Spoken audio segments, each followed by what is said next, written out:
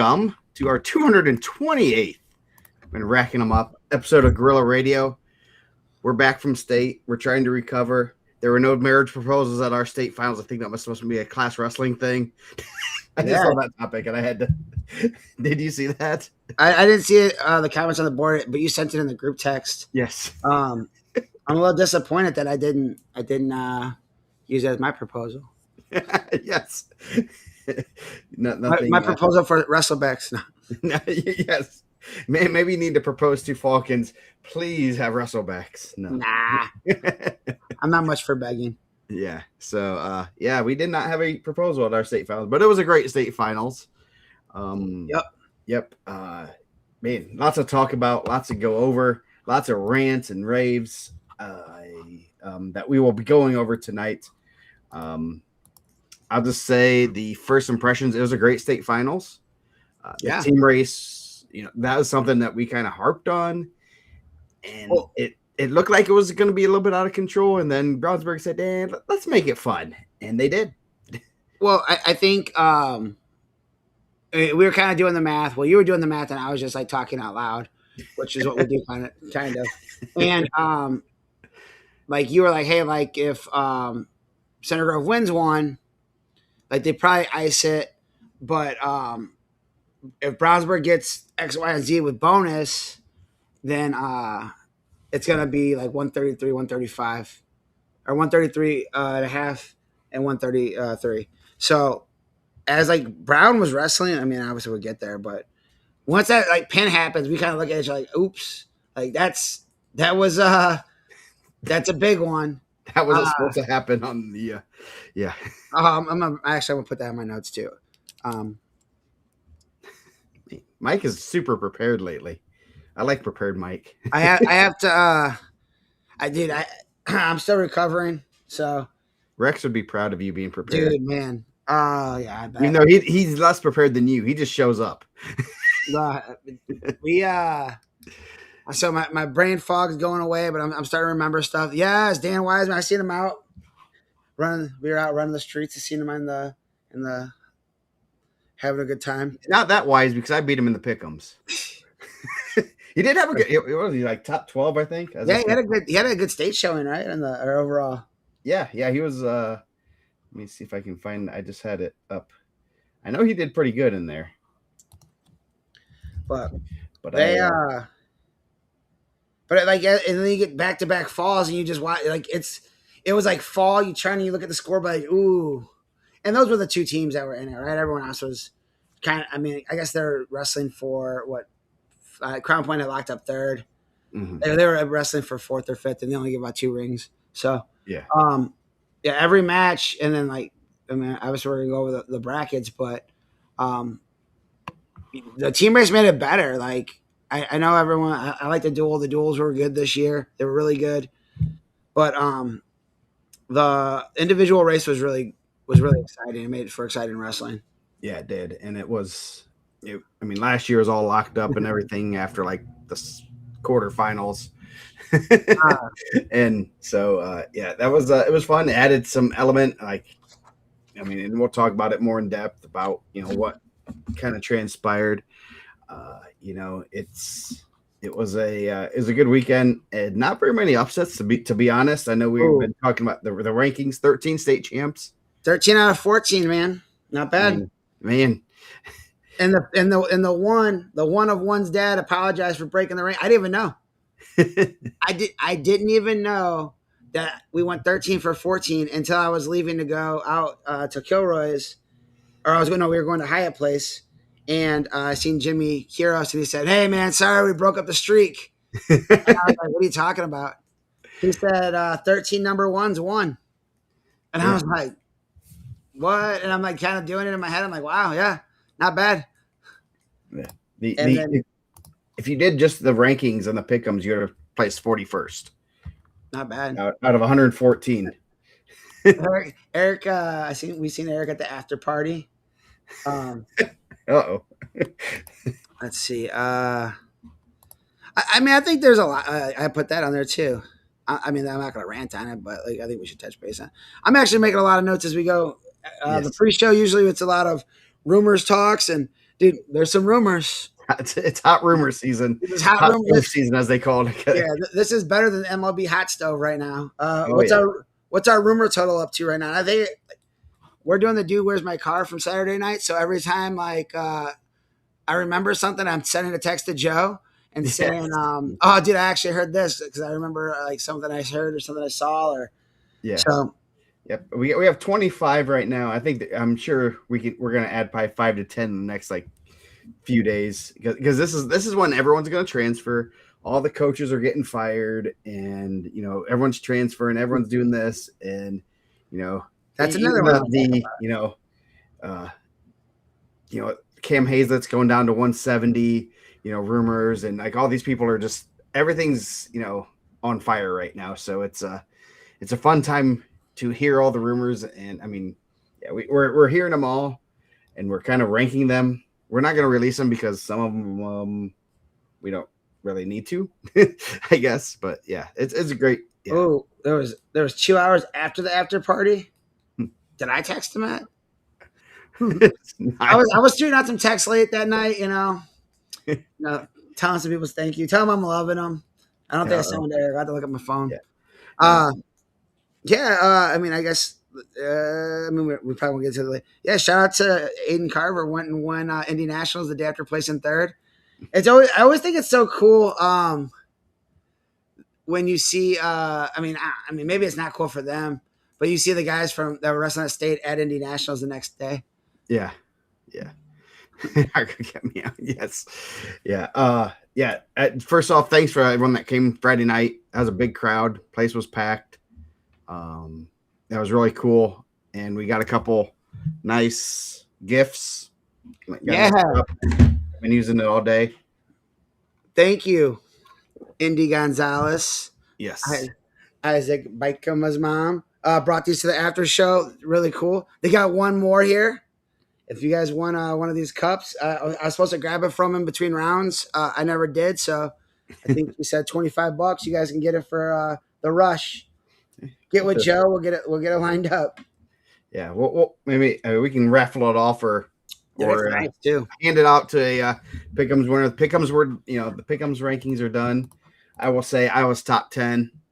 I only did the state this year. I was like, I'm just gonna focus on state. Actually, I just forgot and was too busy that day. So I was top 10. Pretty proud of that.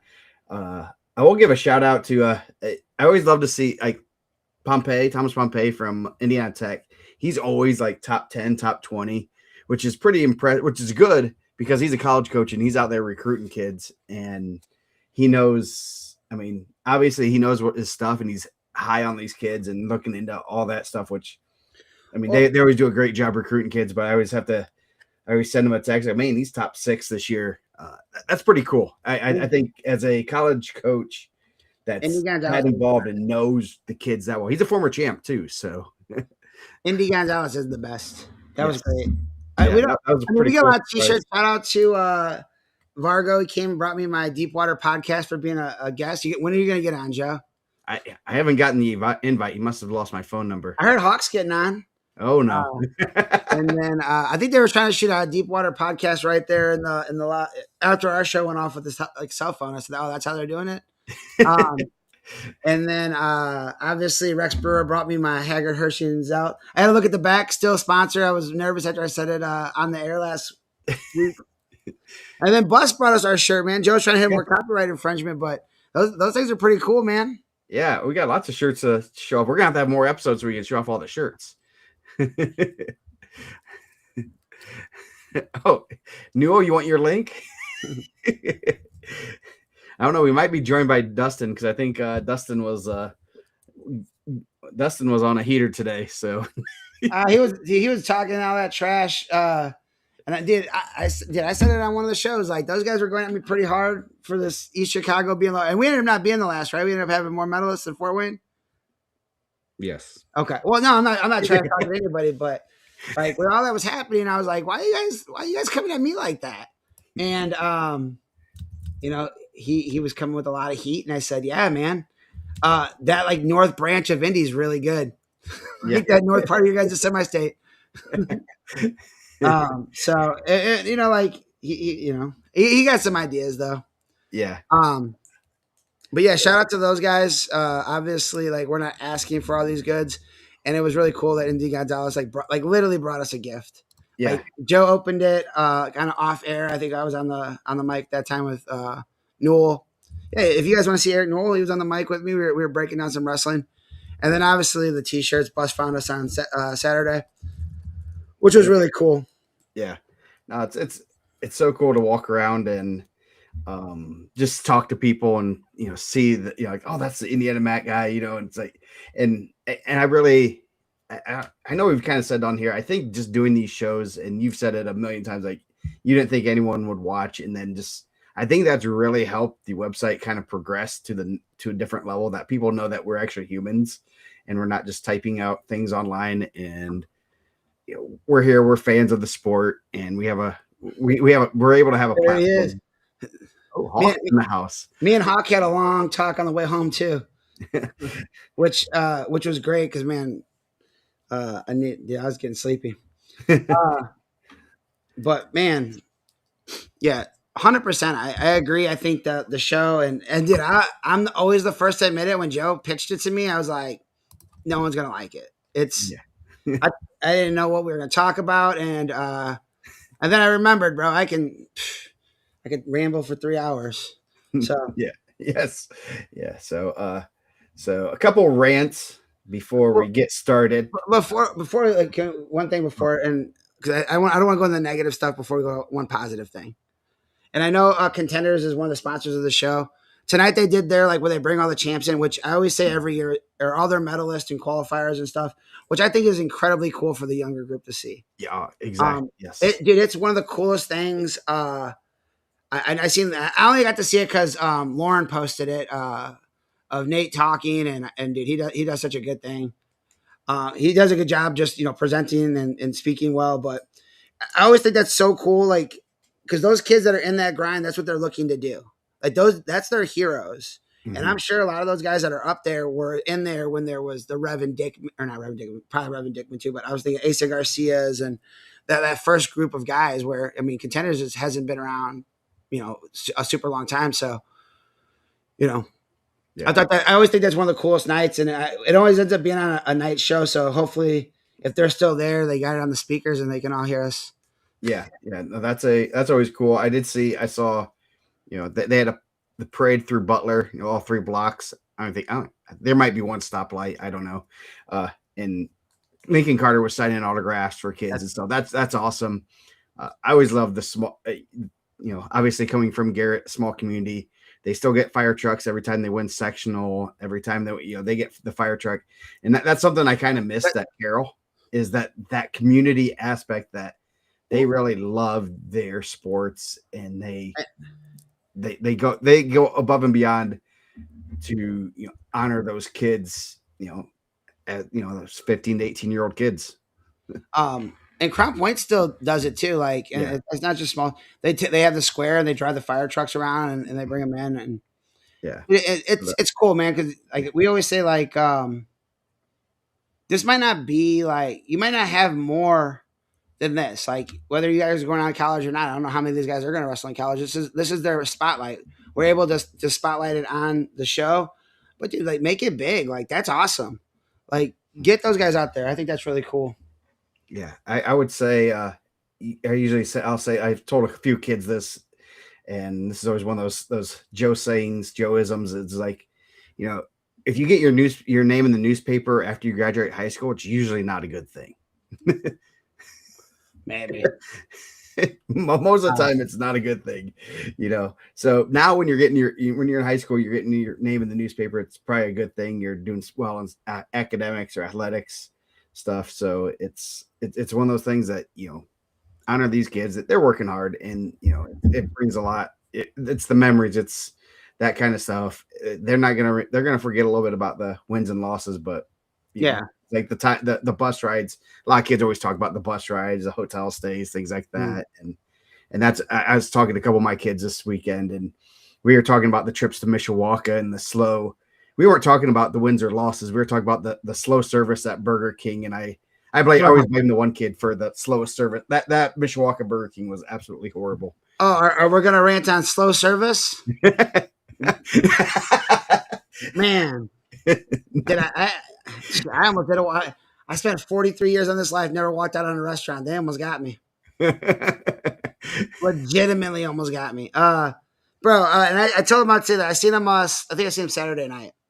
Well, the craziest thing. So Jake O'Neill walks into this restaurant, and we're still waiting to have our order taken after we've been sitting for an hour. And he walks in, and he just goes, "Everybody!" like super loud. Everyone just stops eating because you don't know what's going on. And he kind of looks like scary. He has this crazy beard. You're like, and dude, half the people in there are wrestling, but half the people aren't, right? Yeah. They're just like, look at this psycho with this crazy beard right now. And he said, Donald Bowie just got his 100th win. Like, and he's like, give it up for him. Everyone starts clapping and going crazy. I go back to like my drink. I look up, and they're just walking down the street. Like, he literally just walked in this restaurant to shout out Donald Bowie got his 100th win and just left. I was like, bro, I can't even believe this, man. I was like, and then they said they had a takeout order, which was probably smart. Yeah. Yes. It cannot taking longer than, and it's tacos. Tacos don't take. I mean, Bro, Mexican restaurants are the best because they don't mess around. The tacos were good, but the wait was not good. Dude, it was. I didn't even have a taco. He came over there. I was like, dude, I just want my check. I'm done. I'm through. Yeah. So yeah. So all right, now we get into some ranting stuff. Rants. Booing kids. Don't do it. Like, we had a guy behind us, and he was booing Mikey White. Yeah, like, that's the last kid I will boo. That kid has overcome so much. I'm probably not gonna boo your kid. Yeah. yeah. And that's he's a kid. He's literally 17 years old. I know for a fact he is 17 years old, and he's out there. He was just in a legalized street fight for 6 minutes, didn't perform the way he wanted. And then you shove a mic in his face, and you're like, well, I mean, and you could tell I could barely hear what he was saying. Mm-hmm. So I didn't even, and just don't boo kids. I think there's some booing this weekend. I think some was a little bit more towards some referees, and we'll get into that in a few minutes, but still, that's not right. Also, but don't boo kids. I am definitely against that.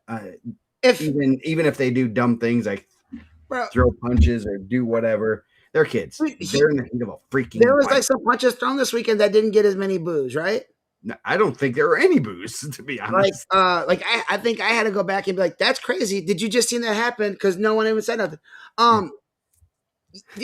Hey man, fan how you want to fan. Fan how you want to fan, right? I don't care how you want to fan. Go for it. You want to boo in the match? Go for it, right? If that's what you want to do, that's how you're an adult. Hey man, you paid the same ticket I paid, right? Yeah. And I'm not upset at you, whatever. Once the match is over, like, stop. Like, if you wanted to boo at that point, you felt like Mikey White was stalling. I would probably think he'd say he was stalling in that moment, right? Yeah. If you want to boo the action of him stalling, great, go for it. Like, you're booing the action, not booing the kid. At that point, man, then it's done. Like, what is your booing doing now, other than you're being annoying? Yeah. Like, we had a guy behind us that was like yelling stuff, and just it's a teenage kid. You're so tough that you're going to do that, and I just hate it. I think it's bad for you, and I think someone on the board must have been right behind us, because I think he might have said something. Because dude,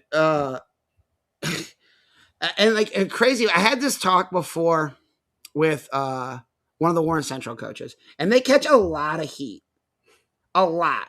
And dude, he told me something like along the lines of they catch a lot of heat because they got just because where they're from, their demographic, the way, like, that community.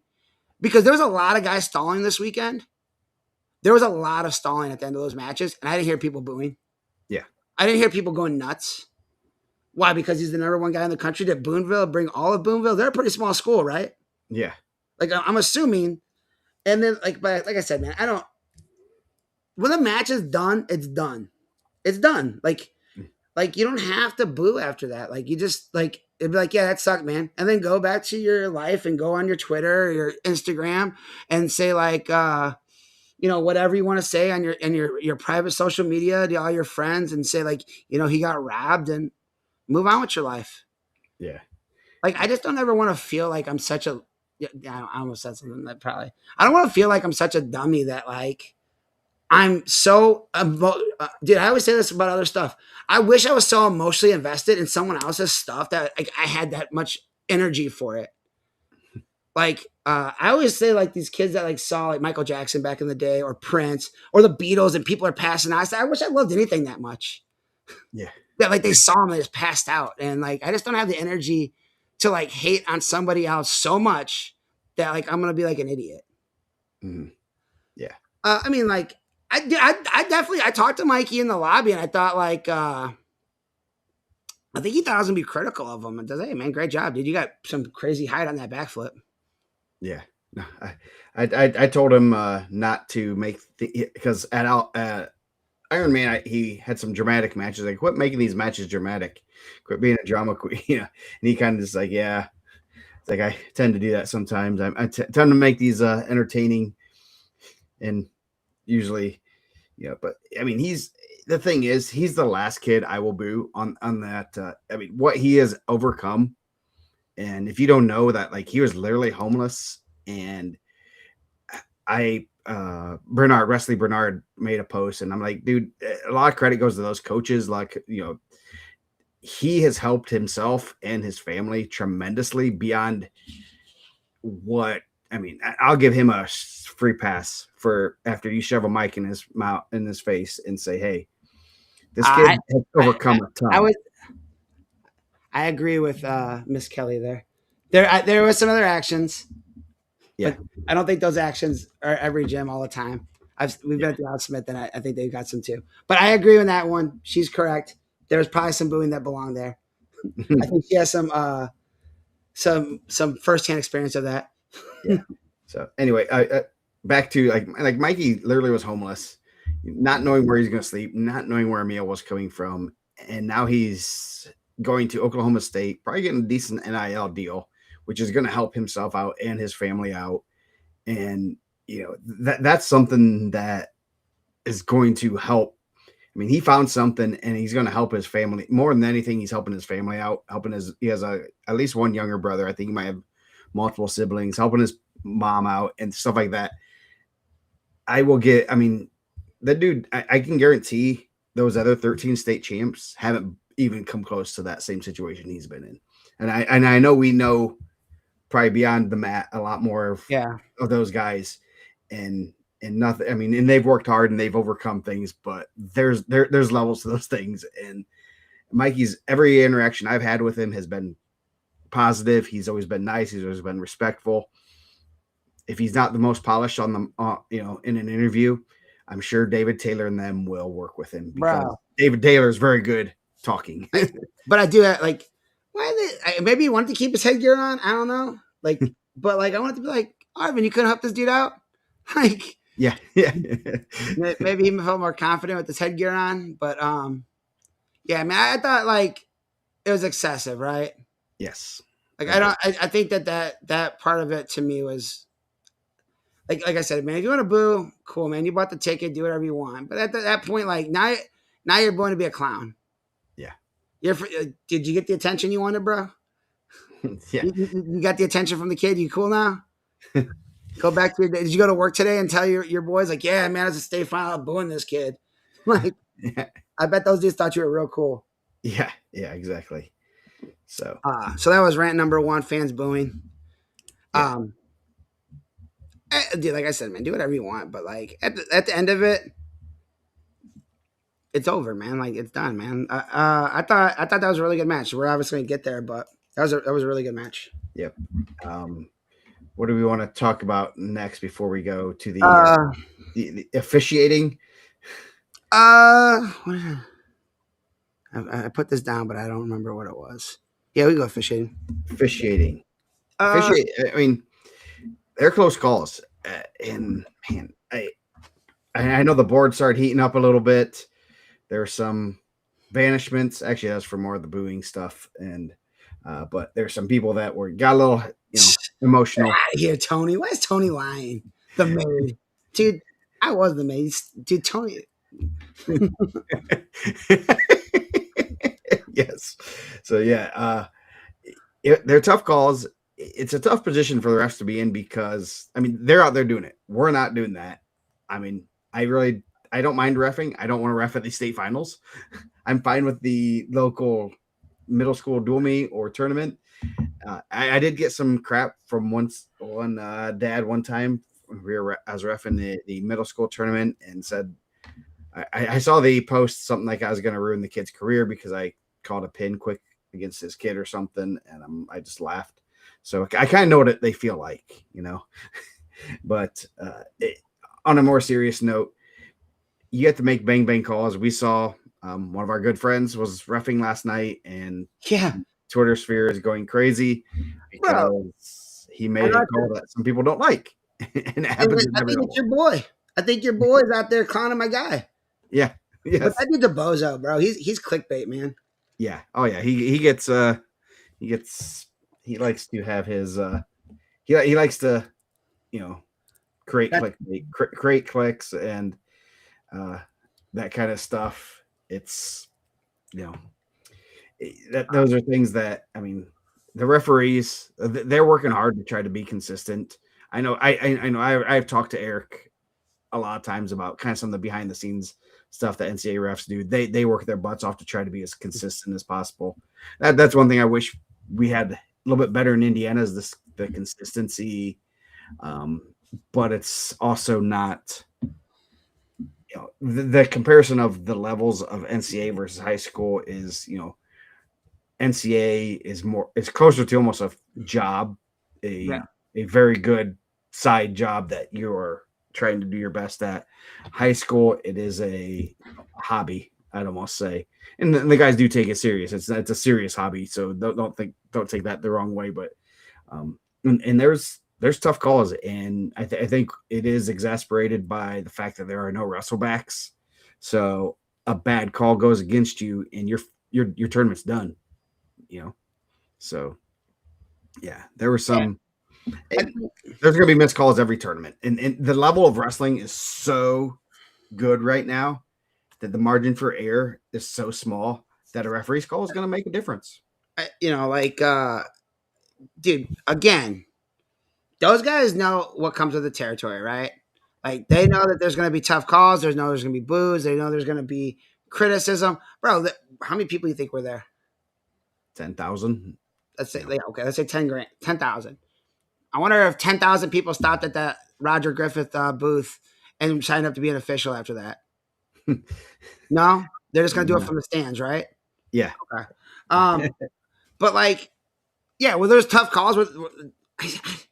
Was it a bad call? I'm not, dude. I wasn't there. The coaches can tell you, and if like they say, like if they say it was, what I saw was what I saw. But like, I'm not going on there and calling someone out by their name, which I don't think they need to do.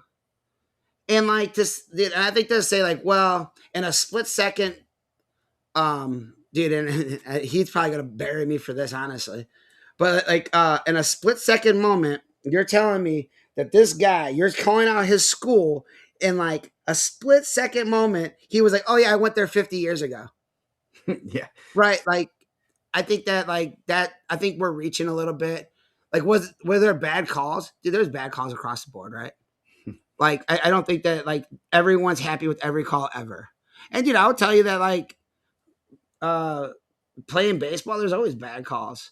And I think not to give him too much credit because even though he's a Western Sport Hall of Famer, Chris Garcia said like all the Contenders guys they tell you to out wrestle the score, right? Like yeah. don't make it close. And it's because it is good and there's gonna be some tough calls. And there was like, dude, like I would say there were several matches uh that came down to it. I mean, the Contenders logo is in there, so I keep trying to put it on my phone. I didn't see what he said, but I think that like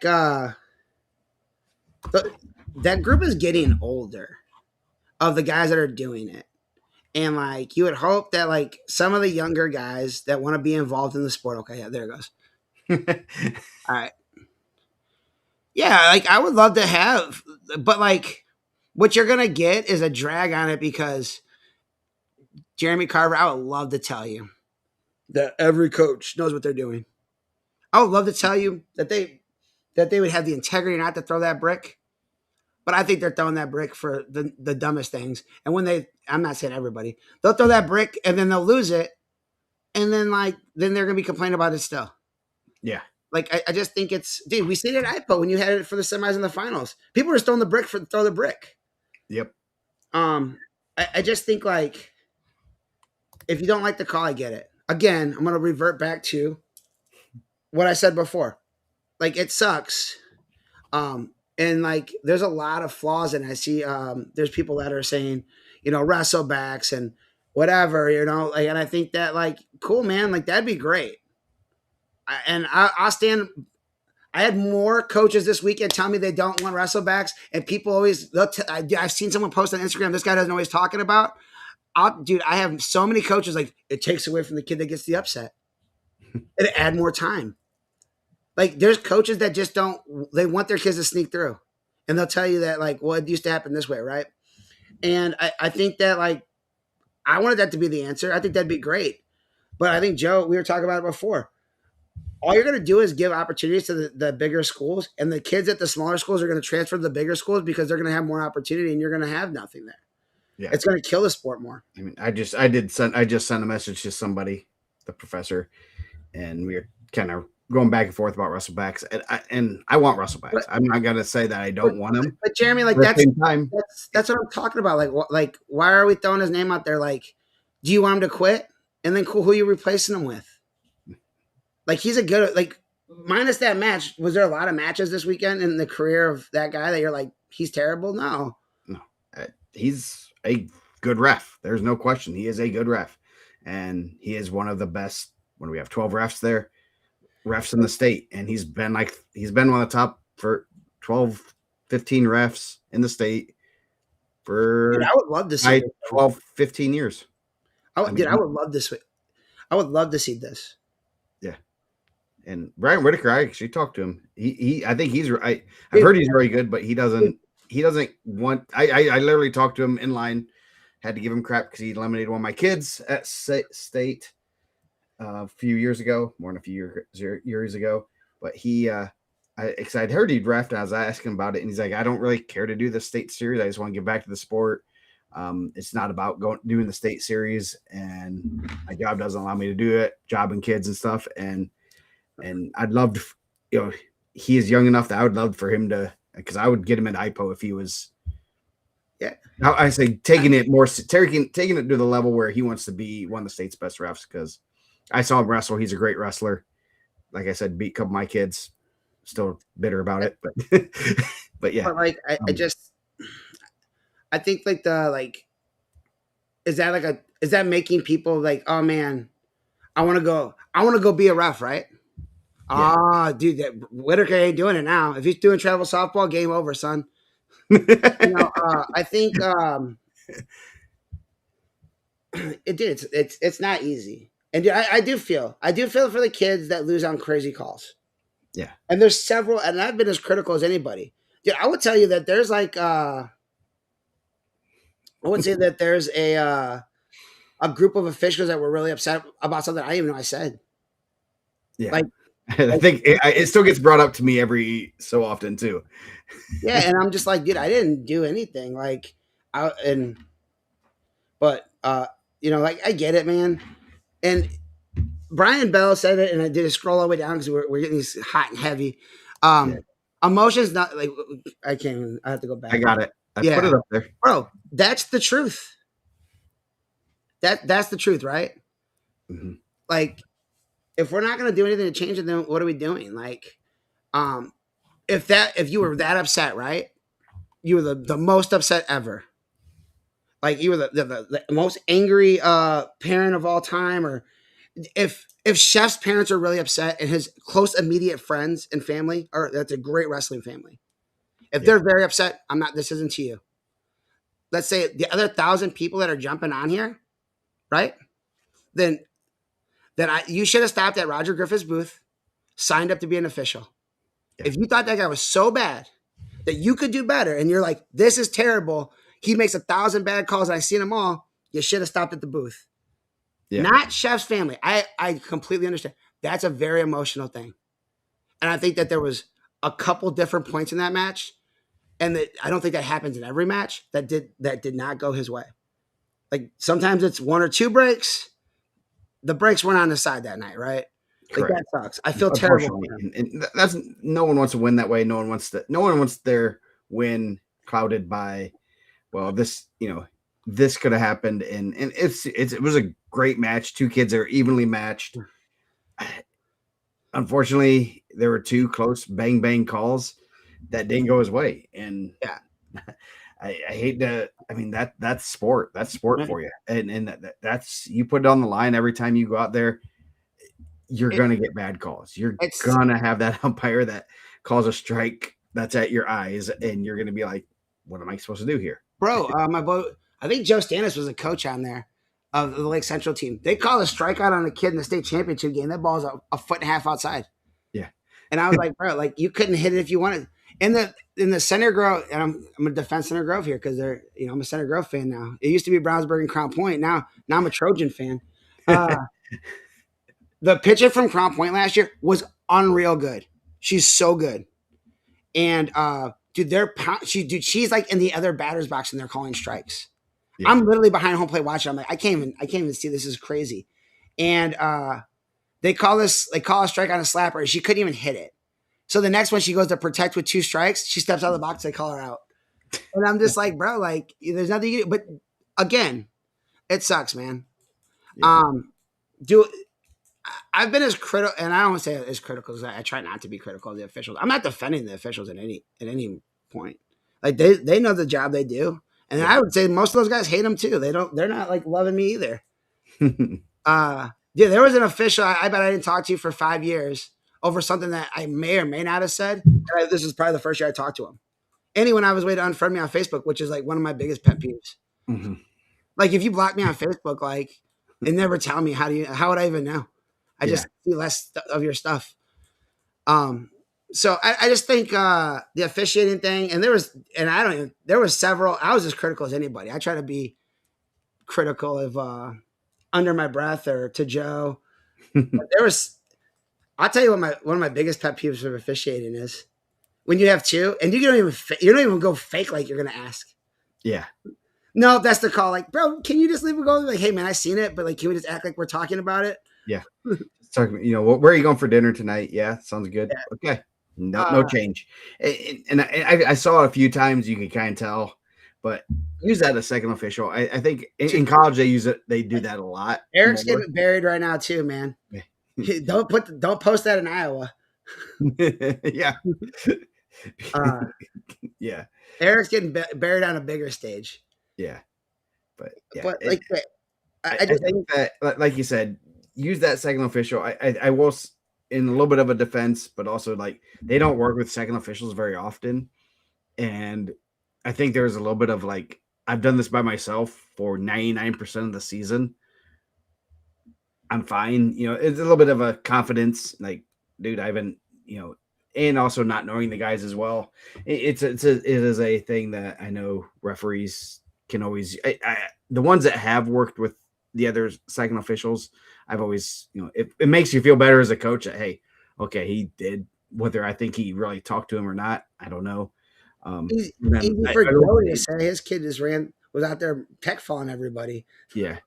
And then I will say the reviews, I'd like reviews, but it needs to be someone independent. And as you see with the NCAA level, it's reviewed by other officials. They're brethren. They are a very close-knit group of guys. They hang out together. They're going to know who's in that review area.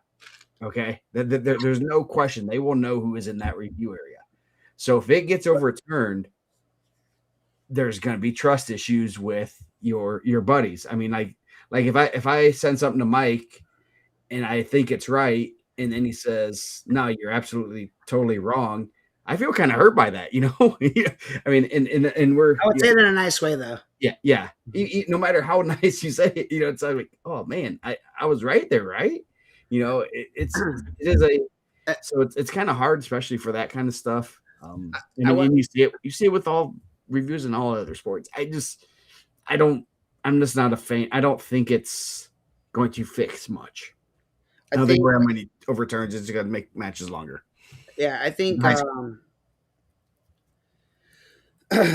I think, hopefully we have a lot more officials that are younger signing up after this weekend, right? Yeah. We But I, need officials. Hey, but and I, if you're a good young official, I always try to get a couple of young guys. I had a few guys at IPO. If you're a good young official, I would love to put you at IPO because that is my goal is to get you to work with the older guys and you can get to learn. You get to, you know, learn, ask questions. It's high level wrestling, but it's also not life or death like State Series. yeah, I mean, Ryan, I don't know if that's like those are split second calls. Like maybe one of them he has time to remember that, but like, dude, I don't think that factors into it. I asked my brother this too, and he's as brutally honest as anybody in the entire world. Dude, I love Calumet High School more than any team in the state. I don't think that I would in that moment realize who was out there and what we're doing. You're just out there, and it becomes like an ever growing thing. I don't think that factors into it. I think when we start doing that stuff like that, I think it like minimizes your argument. If it was a bad call and you think it's a bad call, just live with it. Like say, yeah, it was a bad call. Like saying that like because he went to high school there 50 years ago. I don't know if that goes in. And what about the guys that make bad calls in their high school is not in there? Yeah. Yeah. They're bad calls. And yeah. And they're from the north and they're two southern kids, Bro, like, and dude, there's officials that their high schools would never be at the state finals. Yeah. So like, and they make bad calls too. Yeah. So Like yeah, like we spent a lot of time on it, but I know it's a hot topic. I do feel bad if there was kids that did have some tough calls, and I know there were some difficult calls this weekend, and we all saw them, and I know there was some booing for that too. And those are I don't think they're booing kids. I think at that point they're booing adults, and like again, you can boo as long as you want, but I think I feel bad for the families. I do. Dude, I do feel bad. Like I'm not taking anything away from K Jackson. yeah. I do feel bad for Kellen Chef, dude. He's had last year lost in a really tough regional, works his butt off, gets all the way back, and then like has a crazy match. But I guarantee you, I would put a lot of money on it that in 10 years, people are gonna remember that match. Mm-hmm. I bet 10 years that they're gonna go back and be like, man, do you remember that K Jackson Kellen Chef match from 2026? You think they're going to be like, oh, I remember who so and so's Friday night match? No, they're going to remember that one. Like that's the silver lining, right? Like the silver lining is everyone's going to remember that. And there's probably coaches that were watching that now you're on their radar, maybe if you weren't before, because there was a lot of coaches in the house. But and like there was a handful of guys like that. But moving on, man, we could talk about officiating all night long. I hope for some of the guys that are going to be wrapping up their career, that are going to be going to college, especially college in Indiana, that want to make a side hustle, get some money to take your friends out to dinner, like go do some wrestling officiating. Yeah. Get your license. No one's gonna say no.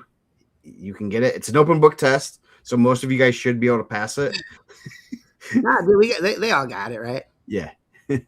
So I'm not like I said, like I have my opinions of it, and if you had caught me Saturday night, I probably would have gave you a probably more honest opinion, or Friday night, or Thursday night, and but like yeah, man, like, and I get it, dude. Like the Contenders group is a tight group, man. I think that's a tough one too. Like, we were talking about Contenders earlier. Like that's like a hornet's nest, man. That's the beehive. That's Beyonce's crew, right? Yeah. Like you go out one of the Contenders guys, everyone's gonna. And I always wonder, like, what if they're both Contenders guys and they do that? Like, what happens then? We could talk about that at 120, a little foreshadowing. Yeah. Man, I put something down. And I don't remember what I. Can't read your chicken scratch. No, I just put notes.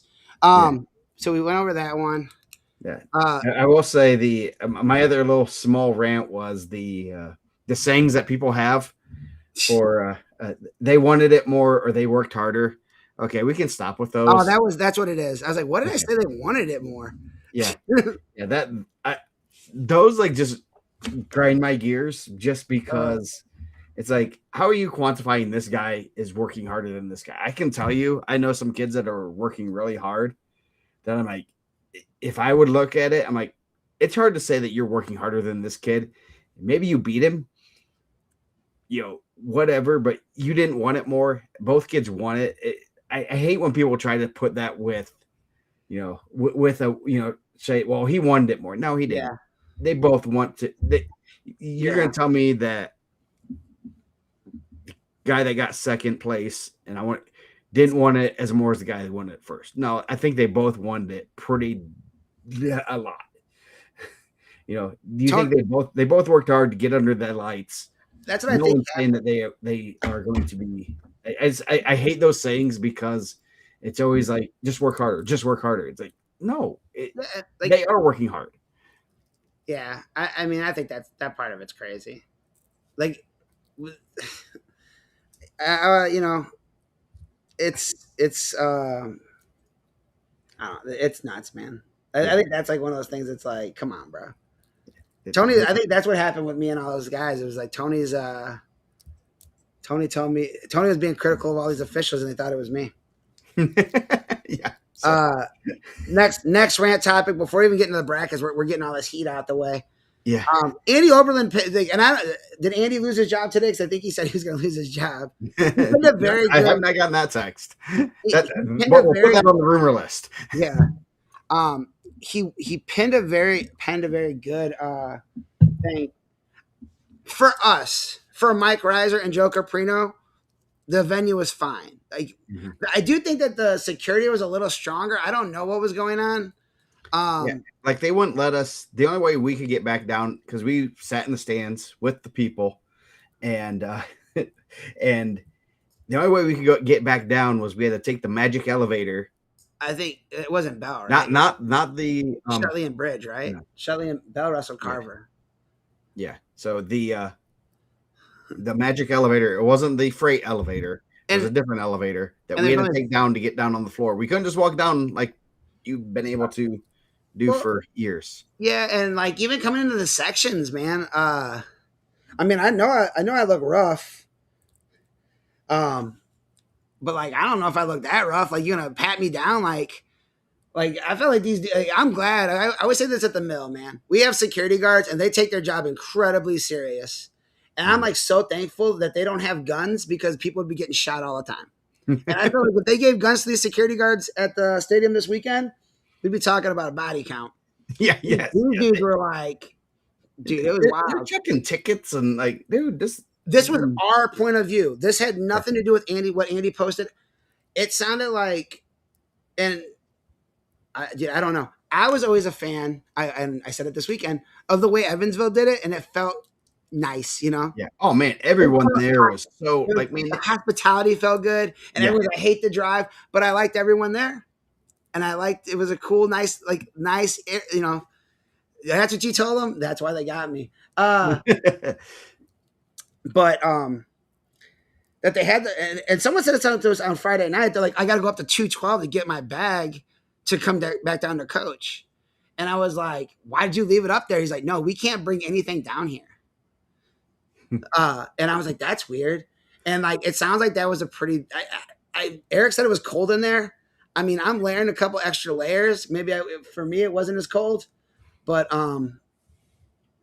Andy wrote a really good thing, and when it's good, like it had like 800 shares. Yeah. Like not like likes, but like all these shares, and people are like very upset about it. And I hope the IHSA looks at that, I had someone at work, first thing I walk in, asked me about it, and she has nothing to do with wrestling. She obviously seen it, that they got shared. And I'm like, yeah, I only experienced kind of like what we were saying. But I heard about it. I don't know what changed. I do know the bottom area, like the back area, I guess that's changed a ton in the past 5 years, because they used to have the gym there, where the practice gym, that used to be like a warm-up area. Yeah. I don't think they have a warm-up area anymore. I'm pretty sure they don't. I remember seeing Andrew Howe like doing a full like 20-minute sprint match before his match. And that was, but now they don't even have that warm-up area. And I don't know what I remember we walked through it a couple years ago for media.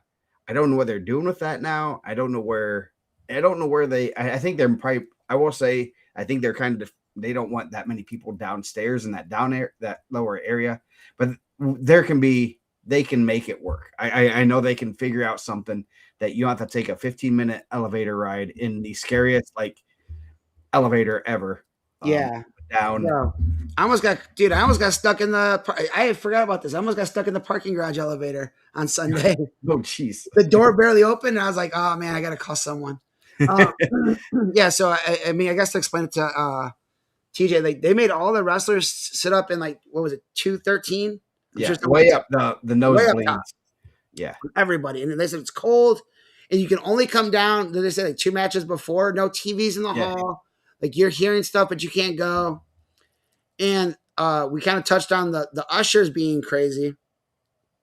And man, like they weren't letting kids go to their parents. Dude, like I understand it was hard to get tickets. It wasn't that sold out. Yeah.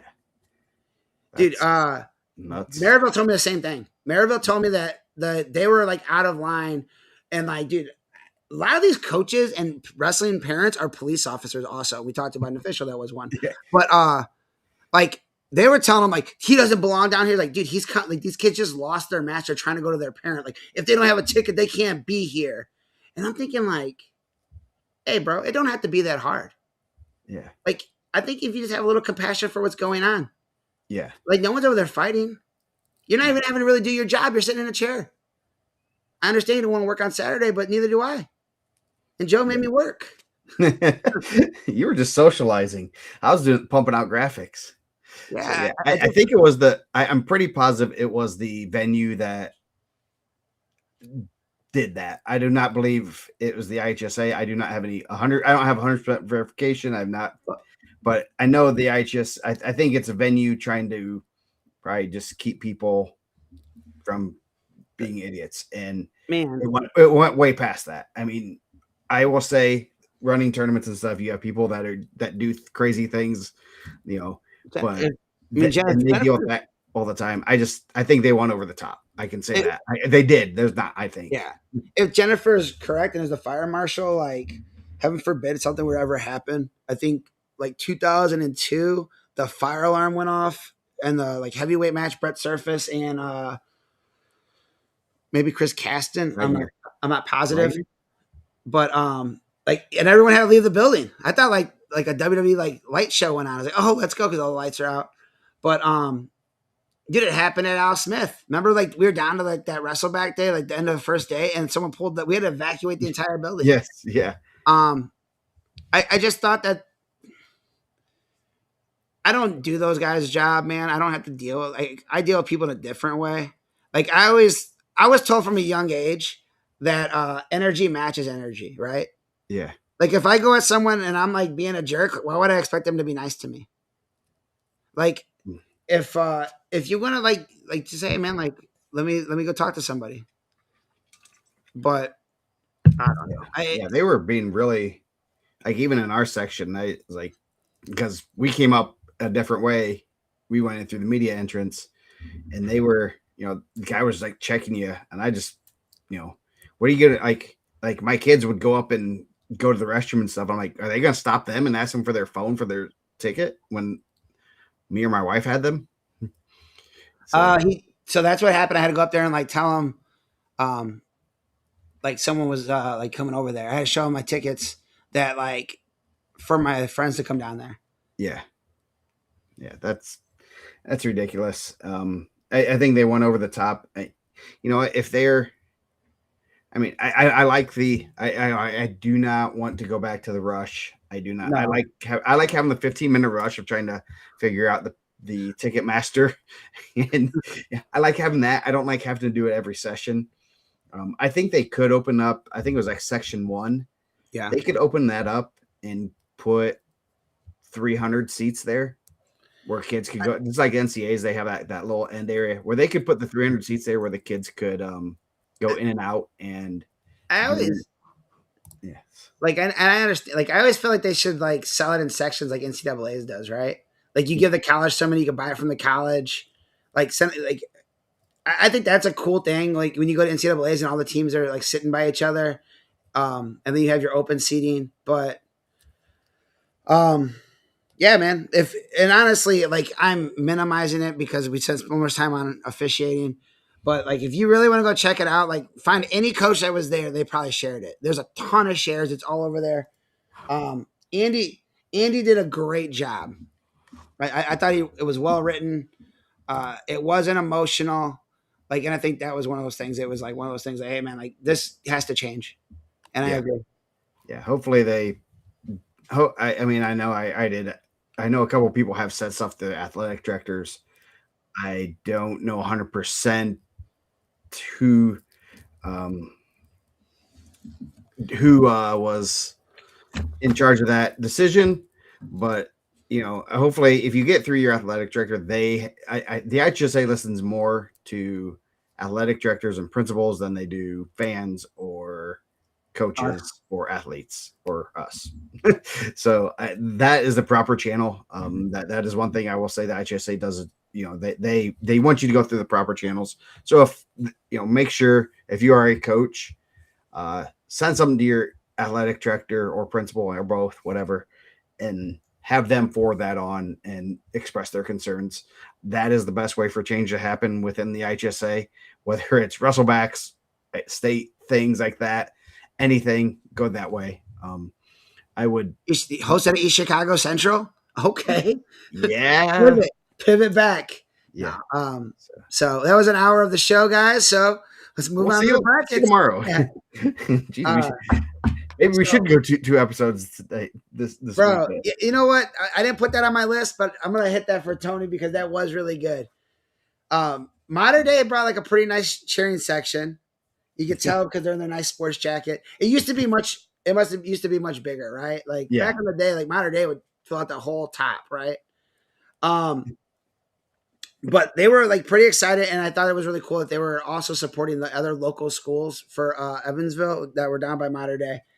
And at some point, I don't know what happened, but like it churned that the Fishlers and Hamilton Southeastern like teams that were sitting there started cheering against them, and it became like for anybody that was wrestling Modern Day. Yeah, it could be like anyone, and it really came to a head in that like Asa Spencer Luke Reed match where dude, they were going nuts. I don't even know if you were over there at that point. No, and they were going crazy. Around. And Luke Reed ends up winning that match and like comes around and like gives all these guys from Fishers the high five. Like he turned and like pointed them out. I think Coach Cook went over there, gave some hugs, took some pictures with them, and like Cook coached at Fishers for a little bit too. So maybe that's the connection there. But it was against every Modern Day kid. It was real wild, man. But it was fun until the guy that was leading the Modern Day section, and he was having a good time with them, man. So I thought that was pretty cool. He turned and said, "Yeah, like keep cheering for all those guys because none of your guys are here or something." And they all laughed. It wasn't good fun, but it was really cool, man. Because at some point I was like, it was just one of those things. So starting off at 106, I'm not gonna. I also thought, dude, we were so blessed for so many years to have Kevin Whitehead do the announcements. Yes. You get so used to a way that he presents the state finals that when it's not presented in that way or in a similar way, you're almost critical of it. And I don't want to be critical of how it was announced, but man, like it just didn't have that Kevin Whitehead, pizzazz. Yeah. All right. We talked about the Friday night ones. If you want to go back and watch the show from live from the hangar. Yeah, we went on pretty good detail on the Friday night stuff, so check that out. It was a great episode. So we'll go with the quarters. Kali Como, I guess Delta, they got their money's worth because they wrestled a lot of overtime matches. They did not have any good man.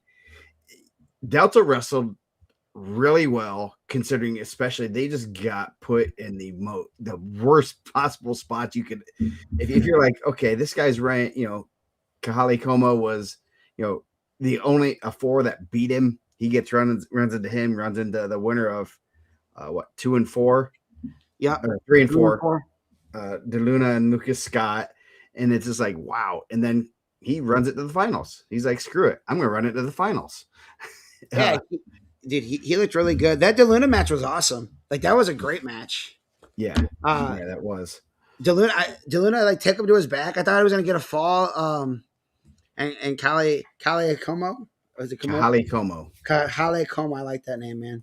Yes, Um, rolls off the tongue now. it does, man.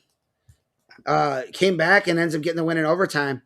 Um, so that was a really good one. And they said like next quarter bracket, Big Joe and Gavin Longoria. Shout out to Gavin Longoria. I believe he had the most losses of maybe I have to look at it. Most losses of any of the placers. Dude went out there and grind. We got a fall Friday night and Joe Hamilton. You know, big weekend for Big Joe, man.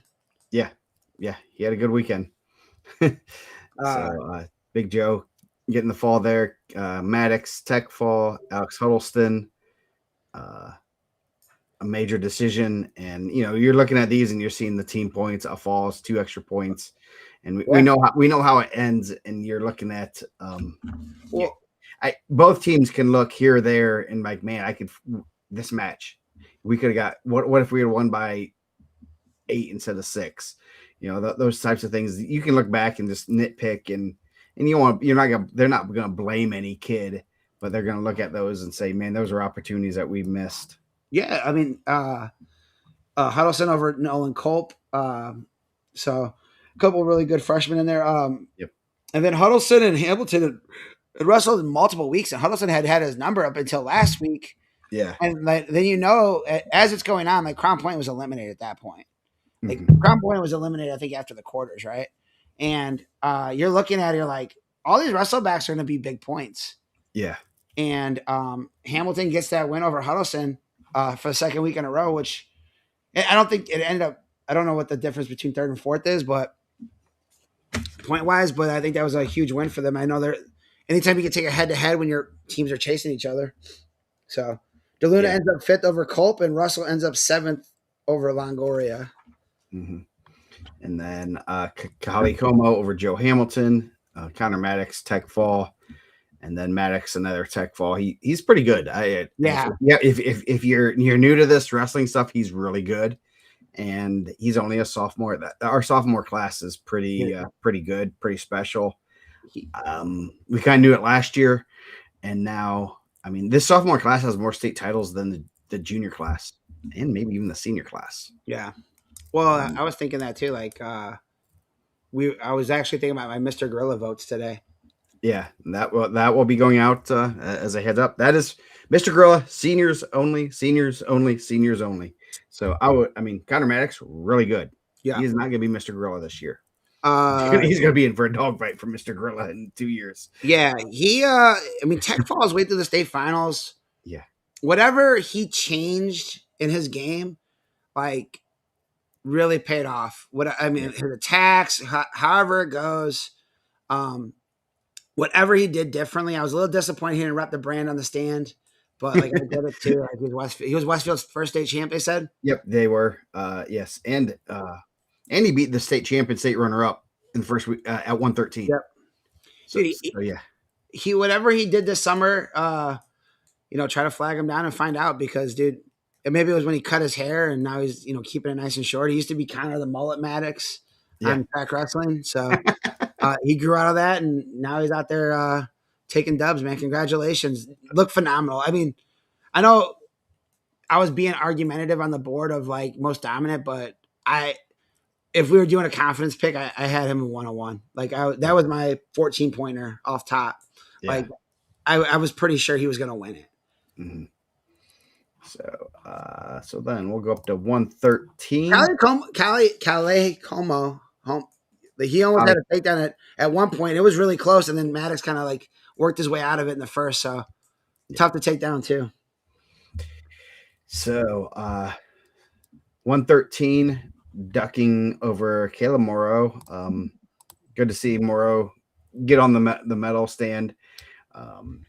Ducking Tech fall, major fall, a good tournament. Kay Jackson, Delta, getting their money's worth again. Overtime over Cruz Oweta. and that was, I mean, Jackson's pretty good. Another tough match for him. Spencer McGammon over Andrew Elmore, who had one of the bigger upsets Friday night. Yep. And then Daniel Brown Jr. over Tate St. Laurent. That was a really good match. 2 and 3. I think there's a progression. They're going to wrestle. They wrestled the first round last year, quarters this year. Next year it'll be semifinals. Then it'll be under the lights. I think that's the progression that the IHSA has determined for those two. Dude, again, we talk about draws. Tough draw for Tate both years. Daniel's kind of had his number. That group used to be. We were talking about it a little bit. That like group of Bridge, Ducking, Brown, St. Laurent. Those guys always just kind of trade losses, and like some of those guys, kind of distance themselves from that. Yeah, and we'll talk about it, I'm sure, right here. Yep. So then, going to the consolations, McGammon over Cade Jackson, St. Laurent over Ueda. Jeez, I cannot pronounce his name. I can pronounce Kahali Como, but I can't pronounce Kahali Como. I just got used to saying it a certain way for so long. I know. And we'll get to another one of those too. Actually, I got in my notes. Morrow over Elmore for 7th, and then Ducking over Jackson in the semis. Brown over McGammon by major. There, and then the finals match, man. Brown and Ducking wrestled a gazillion times. They've always been close. They've traded wins. They've traded wins. Not really as much the past couple years. Ducking just barely. Just by a snippet had his number. Got that takedown. Okay, he's just gonna cruise to the win, and then this puts legs in, a half in, and that was I did not see that coming. I thought Thunder Grove came out with a great game plan. I thought Daniel was in on some really good attacks, and Ducking's incredibly tough. Dude, he just scraps, right? Yeah. And probably up until what did it end up being? Probably the 4:45 mark. I thought Daniel was gonna win. Like he was just in on more attacks, and then Ducking kind of spin behind. I thought that they did dude. Coach Swain and those guys, obviously, they're fighting on cylinders. They win a state title. There's times I'm confused with the auto down still. Mm-hmm.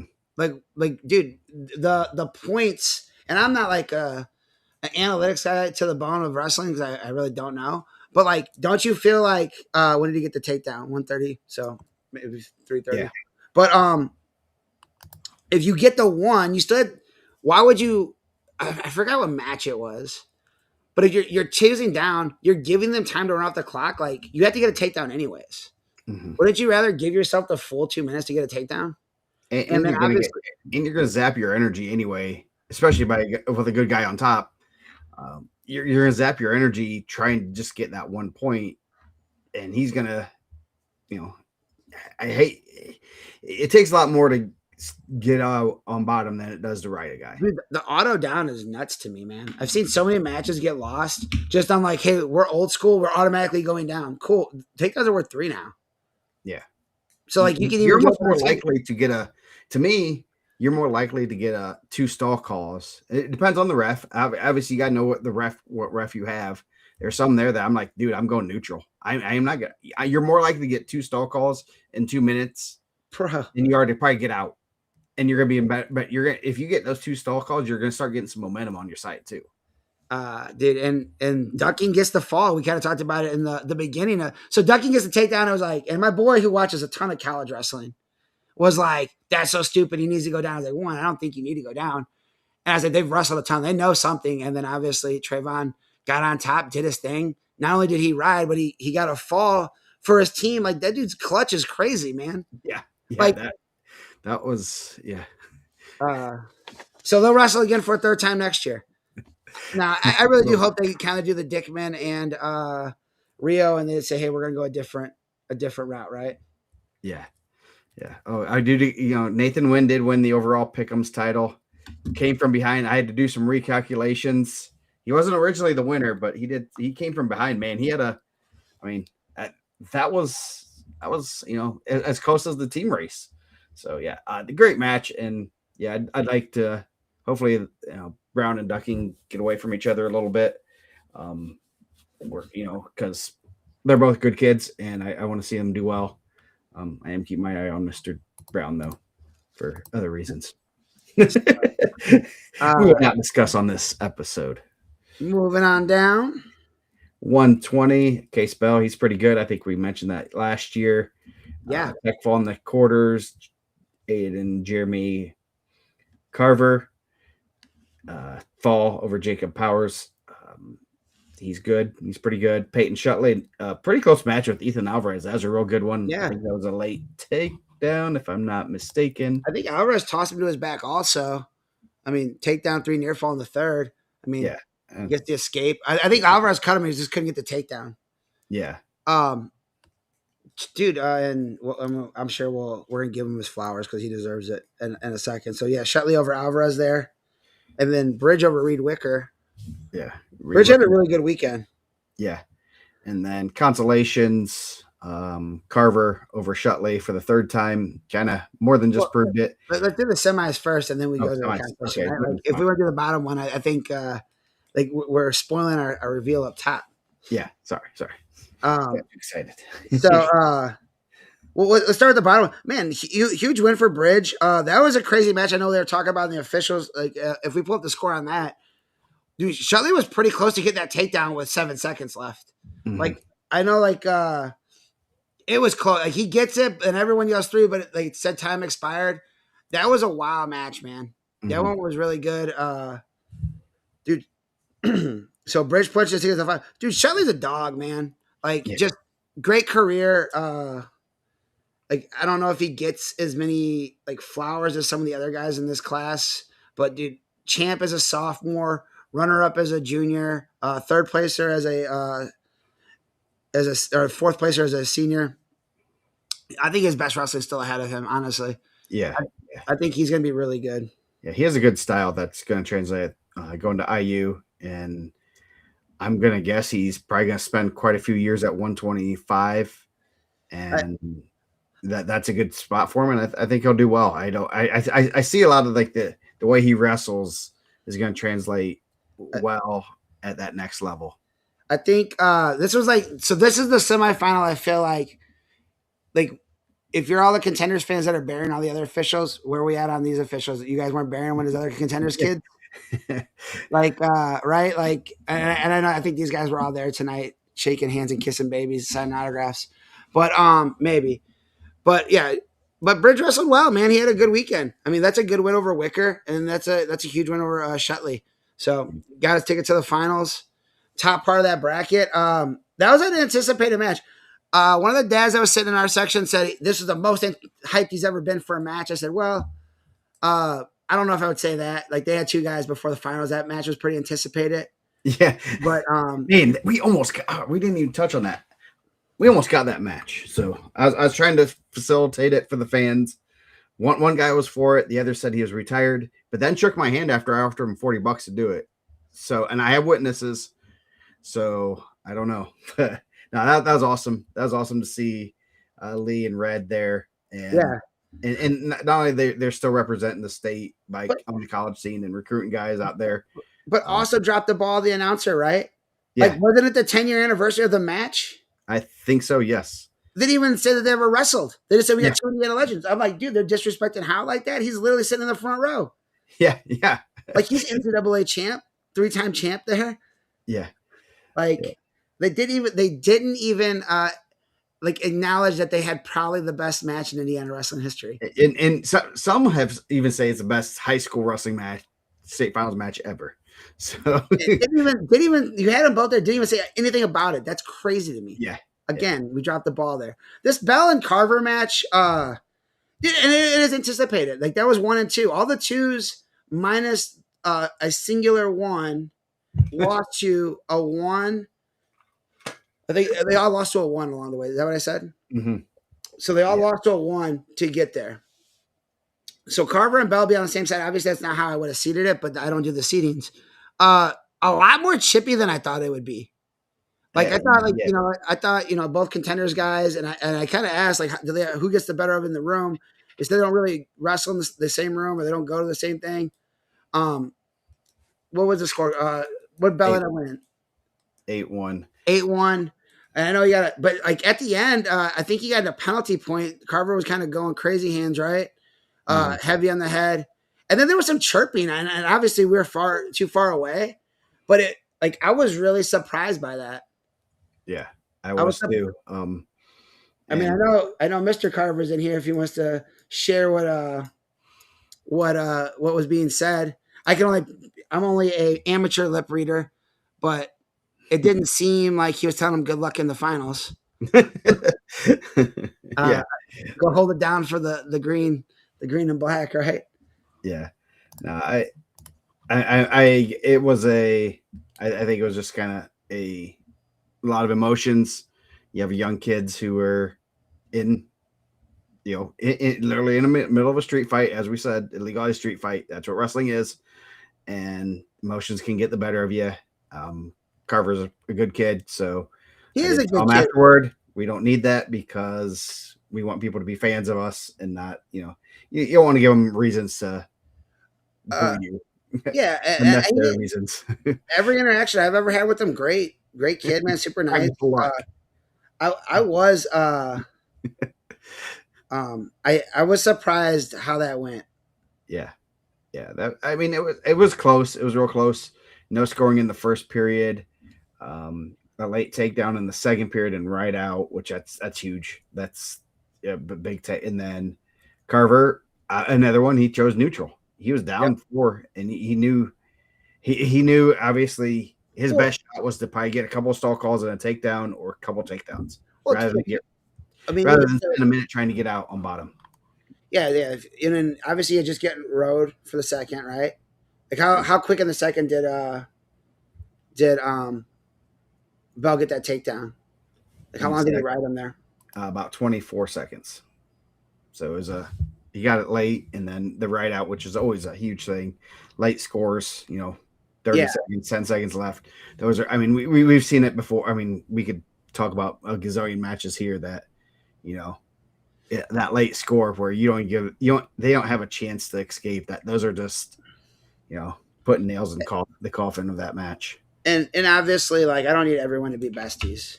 You see what happens in the NBA. They ruin basketball. You want some good rivalries, and maybe those guys are young. We'll see that down the road again. Mm-hmm. Everyone loves that. I'm sure Brandon Wright and Camden Epper weren't best friends. Like maybe they were. Who knows? But I think that like it adds a little bit to the sport. Like you want that little bit of chippiness now. Like I don't know where those guys are going to be next year. But I was really surprised because I mean obviously like I'm up here so I don't go to Contenders practice, but I've never been to a Contenders practice. I mean maybe I'll stop in someday, but I thought like oh man these guys are have a competitive match and then bro it out at the end. Nope, No. nope, I was wrong. Yeah, and the people that say they're seeding, I was actually trying to figure out. Person we were talking about was talking about seeding and stuff, and Iowa. I'd love to know how other states do it. Iowa has like full seating criteria, like head to heads and stuff. Head to head, they'd have been separated, right? Head to heads. See, it depends because it sounds like Iowa seeds all of their guys, so they'll throw it's not going to be seeding the champions from what would be our semi-state or districts. Sean just broke it. Sean just broke it. They were arguing about who had the best singlet. I knew it. Yes. Parrish said that he's gonna put them in a get along shirt when they go in the room next time. No. That should be what he does is like if two Contenders kids, have a little chippy match, they get a get along shirt. And I'll send you a 3XL or 2XL, depending on the size of the kids, and they will have to get a get along shirt for 15 minutes until they can work out their differences. Always great ideas on Monday nights. Yeah, I think I don't know. Like I said, like it was a lot more chippy than I thought it was gonna be. Yeah. I was actually really shocked. Like even like when he went I wasn't shocked that he went heavy hands. Like obviously that's frustration. Like he was definitely frustrated at that point. Like I get that. After the match stuff, whether like if Josh Burge is right, like Dude, I wouldn't even known that. Like, I guess that's a LeBron thing. Like, Yeah. I don't know. Like, caught me, man. Got me, bro. Like, I didn't Yeah. even know. Yeah. I'm not up on those NBA. So consolations, go of those real quick, and then we'll talk about the championship. We'll probably spend more time talking about it than it lasted. Yeah. So Carver over Shutley again for a third. Powers or Wicker over Powers, major decision there. And then Alvarez, freshman state placer, trying to be one of those 100 and just under 120 guys with 4 state medals. He's on his way there. Wicker has 2 also. So, and then the finals match, I agree. Bell wasn't messing around. He wasn't there for the. Jeremy responded. He said the heavy hands are trying to get him to open up, pop his head up for a lefty headlock. I got that. Like, dude, I knew like he was trying to get something. Like, it wasn't a like. I don't think that was a hey, I'm being dirty, but I don't know. The after stuff, I was like a little bit surprised, and like I said, every interaction I ever had, he was super respectful kid. I mean, I handed him the. He seemed like very humble when I handed him the Al Smith OW. Yeah. So that was I would have loved to see that one under the finals, there under the lights. Obviously, I've seen bigger. I mean, they're both young guys. Bro, I told them they're both going to be under the lights a few more times. I know, and dude, hey, we didn't do angry dad tweets. I seen Jeremy tweeted out like he was upset when they saw the bracket before it was released, so they shut down the back door so no one could see him. So I get it, man. I saw a world champion and 2-time NCAA champion in the semis one year. Yeah, yes. Like I think it was I mean, Stefan kind of pulled away, and then the finals wasn't close. I would probably say that was probably more of an egregious semifinal. And hopefully in 10 years we'll be talking about this one as being a world, a couple world champions, couple NCAA champs that that's egregious. I certainly hope we do. Yeah. I will not and I would love to say that we say that about the other bottom half bracket. Dude, Joe Lee did throw some shade at his brother. I can confirm this. We were talking before the placement round. When Joe walked by, I said, "Man, I never even wrestled in this round. How'd they do this?" Because Nick had wrestled in there one time. I love Joe. He's it's so funny because I've gotten to know those guys a little bit. I sat with them for a little bit, and it's their personalities are so drastically different. And Joe's never shy about saying things like that, and that's pretty funny. And Nick's always pretty reserved. Joe, I think that's the Mike and Tony Reiser, honestly. Yeah. And then Bell's a gamer too, man. We talked about it at Team State. Dude goes out there and gets a stick. Again, we look up, and then Brownsburg takes the lead. Or they didn't take the lead yet, but it was like 128, 133, and you're like, oh, man, it's happening. It's happening. We're watching. Like they need one win, and they're one win away, and they have a favored guy and a non-favored guy coming up. But a guy that's dangerous. Yeah. So, they're within striking distance. Yeah, they're within striking distance. And dude, you had your two returning champs go out there and be dogs.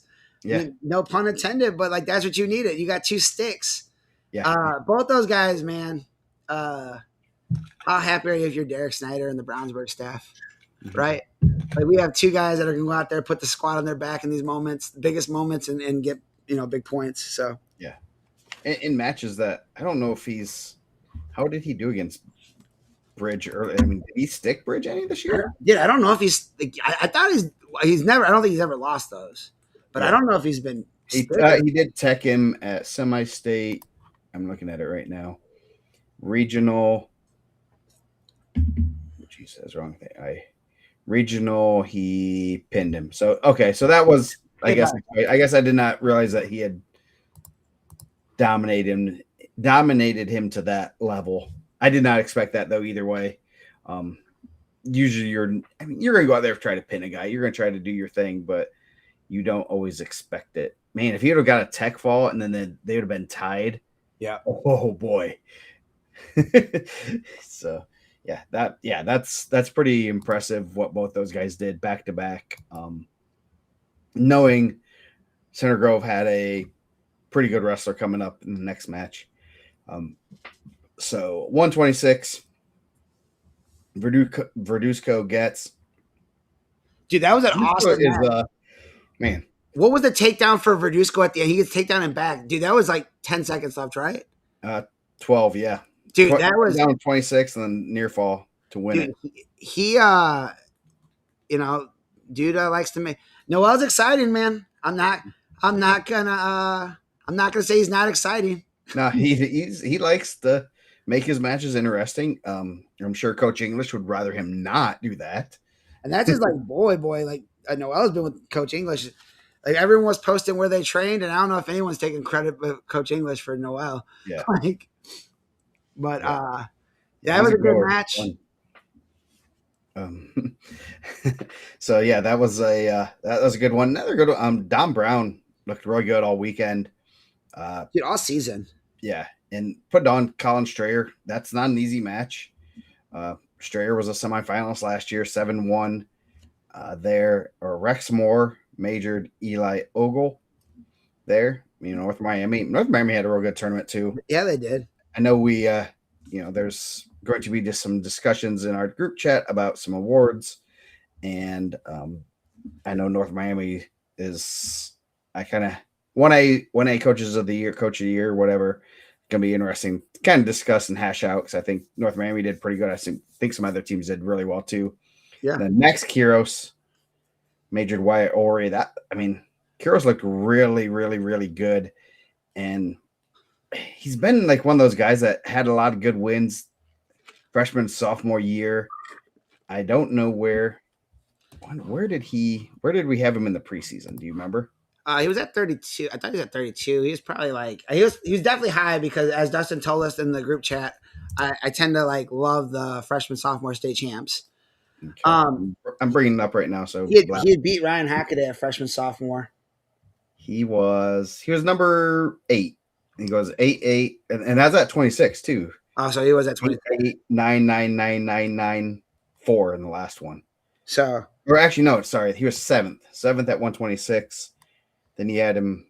Then he moved. And he stayed in that 7 to 9 range up until the last rankings.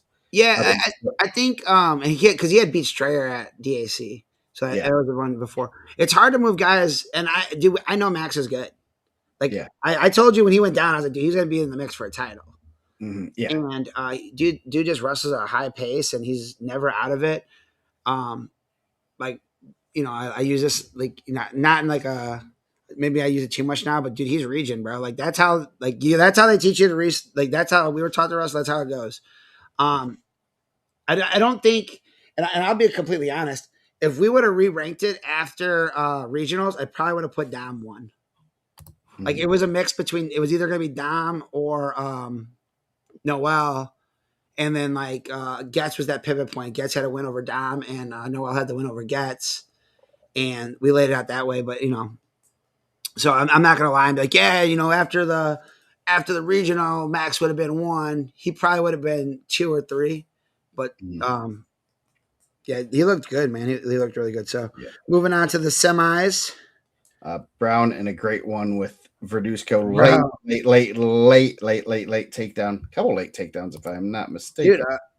Dude, again, like I said, like Noel makes it exciting, man. He and dude, credit to Dom. I mean, he gets that first takedown, and I think he had 2, right? Yeah.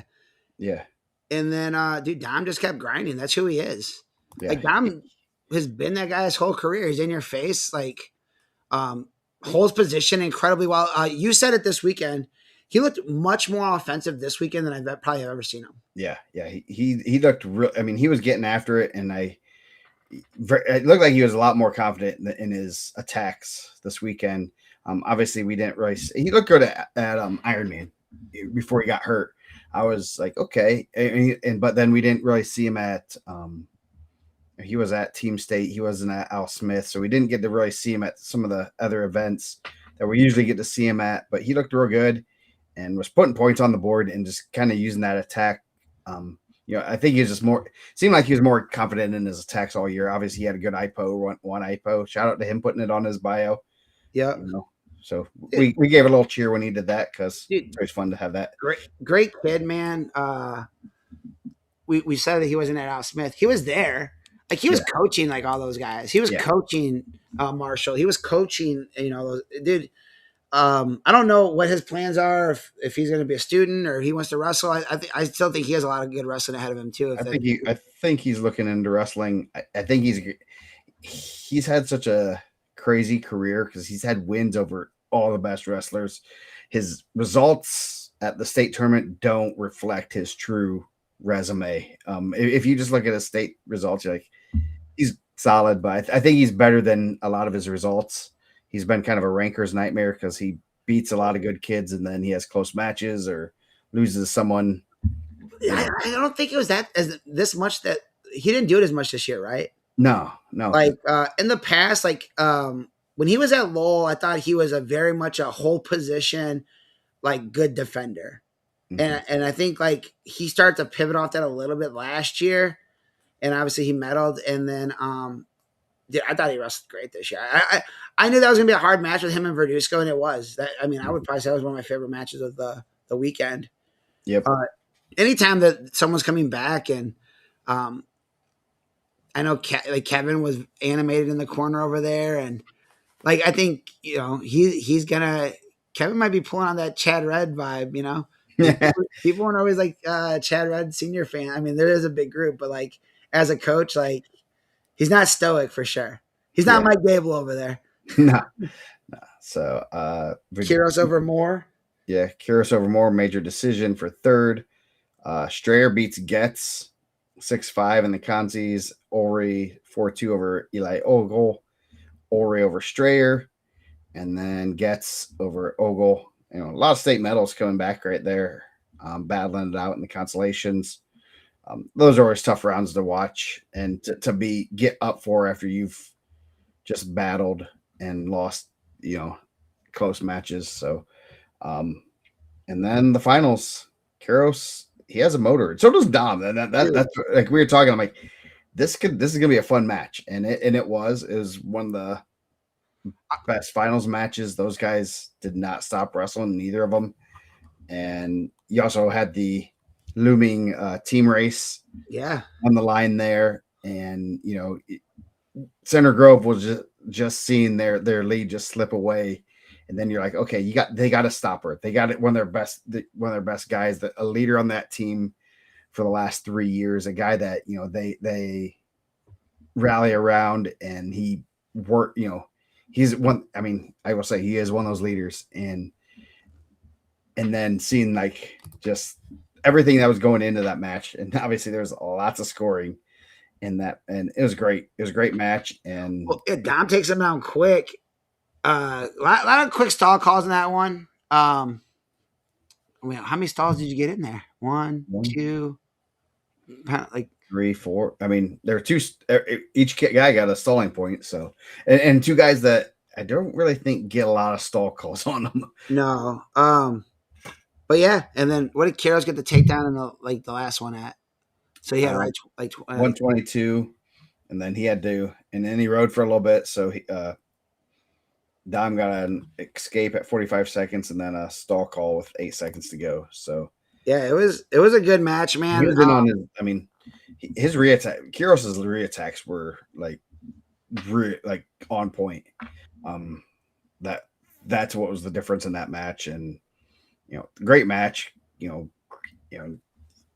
Just one of my favorite finals matches because we knew both guys wrestle fun style. I'd love to see those guys scrap 100 times. That's what I said. Like leaving like regionals and semi-state, I was like, man, like, and no disrespect to anyone else in the field, like those Verduzco and Kiros matches were great. Like they were kind of similar, and I was like, I hope the whole state can see that.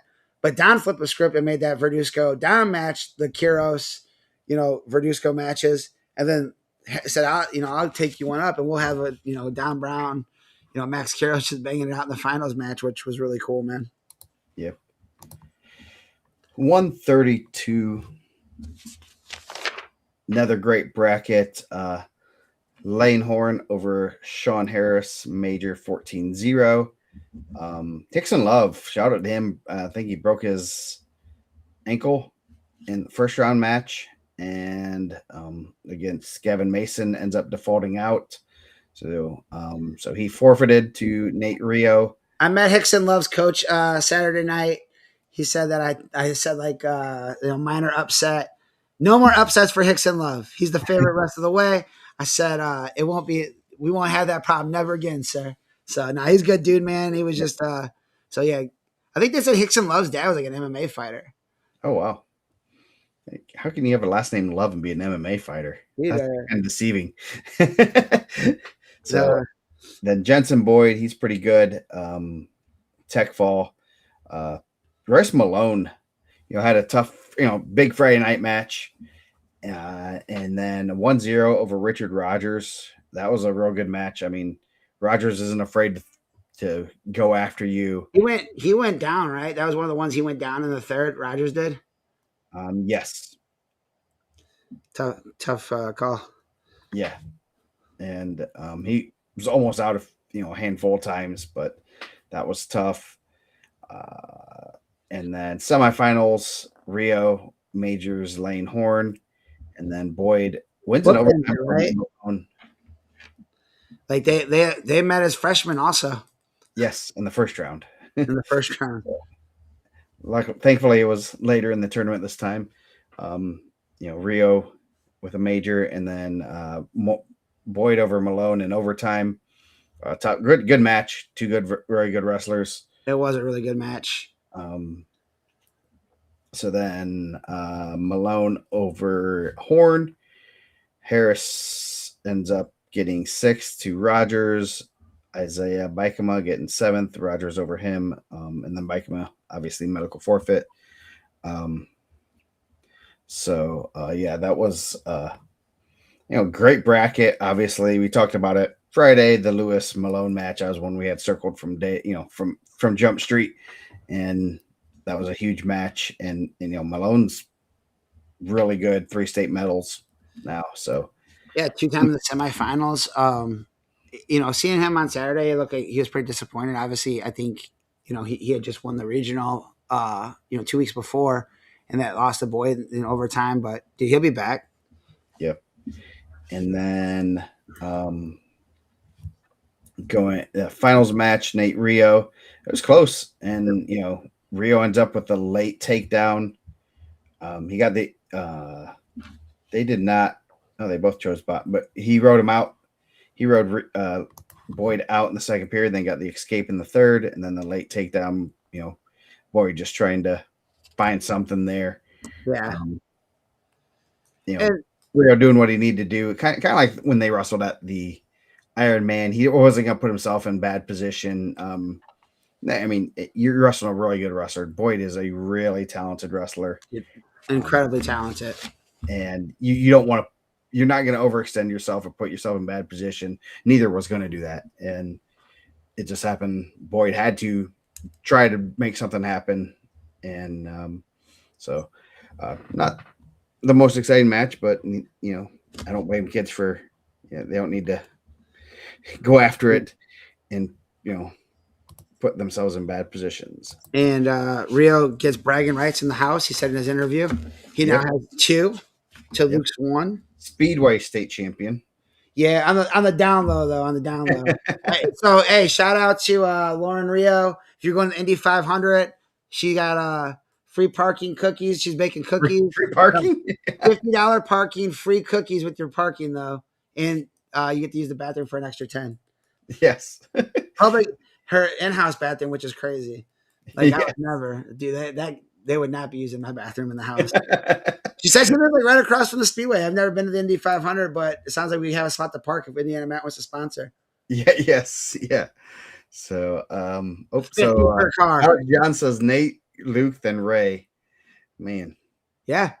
I mean, dude, that's true though, man. Like, yeah, that's a lot of medals. They got Sam's in high school now. I think he was injured this year. So he'll be there the next couple years, and then they got little guys still, right? Yeah. So still a few more coming through. A lot more medals. I'm sure Johns isn't gonna, and I think the youngest one's like 3rd or 4th grade. So He's got a while. He's got a lot more Rios coming through. Yeah, I think they're gonna be all right, man. When they're done, when that group's done, they're probably gonna be, if not one, like way up there for team wins. For family wins, yeah. Yeah, for You gotta family update wins. that. So For definitely for family medals. yeah, titles. So 138. Top quarter bracket or top bracket. Landon Haynes obviously had a tough Friday night match, for a team race, then ends up pinning Hunter Douglas, reversing a loss from the Curry Clash. So that was a good win for him over Hunter Douglas. Tylen Thrine, real good match with Peyton Richards. I think, when did he get the takedown? Three times they've wrestled. Yeah. We were sitting in the Newcastle section. Yes. So yeah, he got a takedown in the second period. Good match. I mean, Richards is real good. Some good scrambles in that match. Yeah. There's another. I mean, those two guys right there. Hopefully they both wrestle in college. I know I've heard some college coaches talking about Thrine. One that is hopefully eager to snag him before anyone finds out about him. And we were like, obviously, I got to meet Mr. Richards, also the dad. Sounds like if I'm ever in Switzerland County, I'm gonna drop his name. Is he the mayor? He's the sheriff. The sheriff. So, is it kind of like Barney Fife, or is he? Nah, heck no, man. He seems like he's a lot. He seems like a super nice guy. So, but I'm dropping names, man. If I'm ever in Switzerland County, which I don't know if I've ever been to Switzerland County, if I'm getting pulled over, but hey, man, where's my buddy? So then Evan Stanley pins Colt Goodman and Mason Gels in a good match over Donald Bowie. There. Then Donald Bowie got his 100th win. What was told to the entire agave and rye. So then the semis, Thrine over Haynes, major decision, and then Stanley over Gels, 8-1. Dude, shout out to Haynes, though. Dude, like, that dude's improved every year. He missed a year for injury. He looks really good. Mm-hmm. Yeah, bookend state medals. Had a great career. Helped Brown, one of many that in this field that he had a tough match Friday night, got a major, got a bonus. Helped them tremendously. And then Gals has kind of had his number and then lost in tiebreakers. And in a match that would have helped them be a little bit closer. I don't think they would have won even if he did. But at the same time, he was helping the team out in every way he could. In there. And then Richards over Douglas, Bowie, Techfall, Goodman, and then Richards over Bowie, and then Douglas for second state medal for him. Richards, a two-time state medalist for Switzerland County. Bowie with his second state medal. So a lot of medals returning there. Yeah, I thought this was a really good weight class. Yeah, Goodman's only a sophomore too. I didn't think rocking that headbutt headgear too, man. That like concussion one, I like that. And then Stanley, Thrine match, great final match. Man, Thrine was throwing everything at him and so close. Stanley just hanging on for dear life as like, you thought he was going to get, taken down, and then he, pop his hips up, and great match. Both guys getting after it. The first takedown, what he had like a slide by right off the bat, right? Like he gets that slide by, off like so he gets a takedown there. I thought it was I don't know what the strategy was. I thought that they kind of went in and wrestled Thrine's match. Mm-hmm. Like wrestling that distance with Tylen Thrine's probably not good for anybody. No. Maybe Mikey White, like Mikey White's probably fast enough to like go that distance. But I thought I think Evan's a lot better when he's like getting his hands on him and kind of like was able to slow him down, but he didn't. And Thrine just kept getting to those shots and couldn't finish. I think one got called for like would you say scissors, a draping, whatever it was. Yeah, leg, scissoring the head. And there's some, there's a couple different variations. In college, it's not a automatic one. They have what's called draping scissors in high school, where if you kind of have the arm included, it can be or it can't be. So it's a kind of a judgment call on the referee's part. Yeah, dude, just a really good match. And those guys have had. They said the Carnahan. Uh, it was a good match, and then like here you're going and just I think he scored off of one of Ryan's shots. I think he hit that slide by, and then he scored off one where it looked like Thailand was about to take him down. He kind of cut the corner and got behind him, and I think that was pretty late in the second, right? Yeah. Yeah. Um, He got what was that takedown at? one. He got one. Stanley got the late takedown in the second. Yeah, so Yeah. as I said, like, um, just it was a scramble situation, and I think a lot of the times, like Thrine's probably wins a lot of those scramble spots because he's so crazy athletic. But Evan's a good kid, man. There were obviously like I don't know if it was overall like we were in a very predominantly Newcastle area. I felt awkward that they didn't tell us we were sitting there. I would have wore some green. I have a green Indiana Matt shirt, but and dude, they were upset. They felt like there should have been some more stall calls. I don't know. They were definitely attack. Like it was just again. I think there was like some booing afterwards, and I'm like, dude, that's a really good kid. Yeah. Like he's an incredibly nice kid. I know Tony said that when they went to private lessons, like a couple weeks back, that Evan did the ABCs with his like youngest son. So like, not that I'm like, oh man, like you can't boo good kids, you can boo whoever you want, but I didn't think it was egregious. I thought it was I thought it was an exciting match. I knew it was gonna be an exciting match. I'm glad it lived up to the hype because if I said, hey man, this is gonna be really good, they're gonna score a lot of points, and it was 1-0, then it looks stupid. So Yeah. 144. Another, a lot of parity here. Hornsby over Aiden Fernandez. Good match. Fernandez really good. that was a good match. We knew that was another one that we had circled for the team race. Hornsby's pretty good. I'm excited to see Fernandez and Hornsby possibly meet up next year. What was that score? Wasn't that high, but dude, they had some crazy scrambles in there. Yes, they did. Yeah. Like you guys want to watch some wild scrambles. Watch that, like, dude. And again, like Fernandez didn't flip out. He didn't like throw his headgear. He was like, "Yup, that was great, man. That was a cool match." Dab it up. Yep. They got that blonde. That new Prairie blonde was pretty blonde. They did a good job. Yeah. Shout out to the hair stylist there. Yeah. I don't know. Was it Hartle? Is he the chief hairstylist or? That ain't no like what was the old blonde that we used to use back in the day? Nice and Easy or something. So yeah, great match. Hornsby's good. Fernandez is really good, and I'm excited to see him wrestle next year in Indiana, the full year. Yep. And see him at Al. They could meet up at Al Smith and other events possibly. Hopefully IPO. So Sam Mosier tiebreaker over Asa Spencer. Another good junior in that class. Mosier kind of going under the radar with some of the other Delta guys, but he has a couple state medals now. And he looked good. Cash Mays over Luke Reed. We won't talk about that out of respect for Cook, who's in the chat. Mays looked really good, man. I think Coach Cook would tell you the same thing. Miss Hybrid did the hair, bro. Man, if doubling up, hey, if you guys need some blonde, do that. Hey, I'm telling you, Tony owns a salon, and he was impressed with the blondness of it. So bro, when I asked him, I was like saying as a joke, and he was like, "No, that's probably this level tint in this." I'm like, I don't need all that.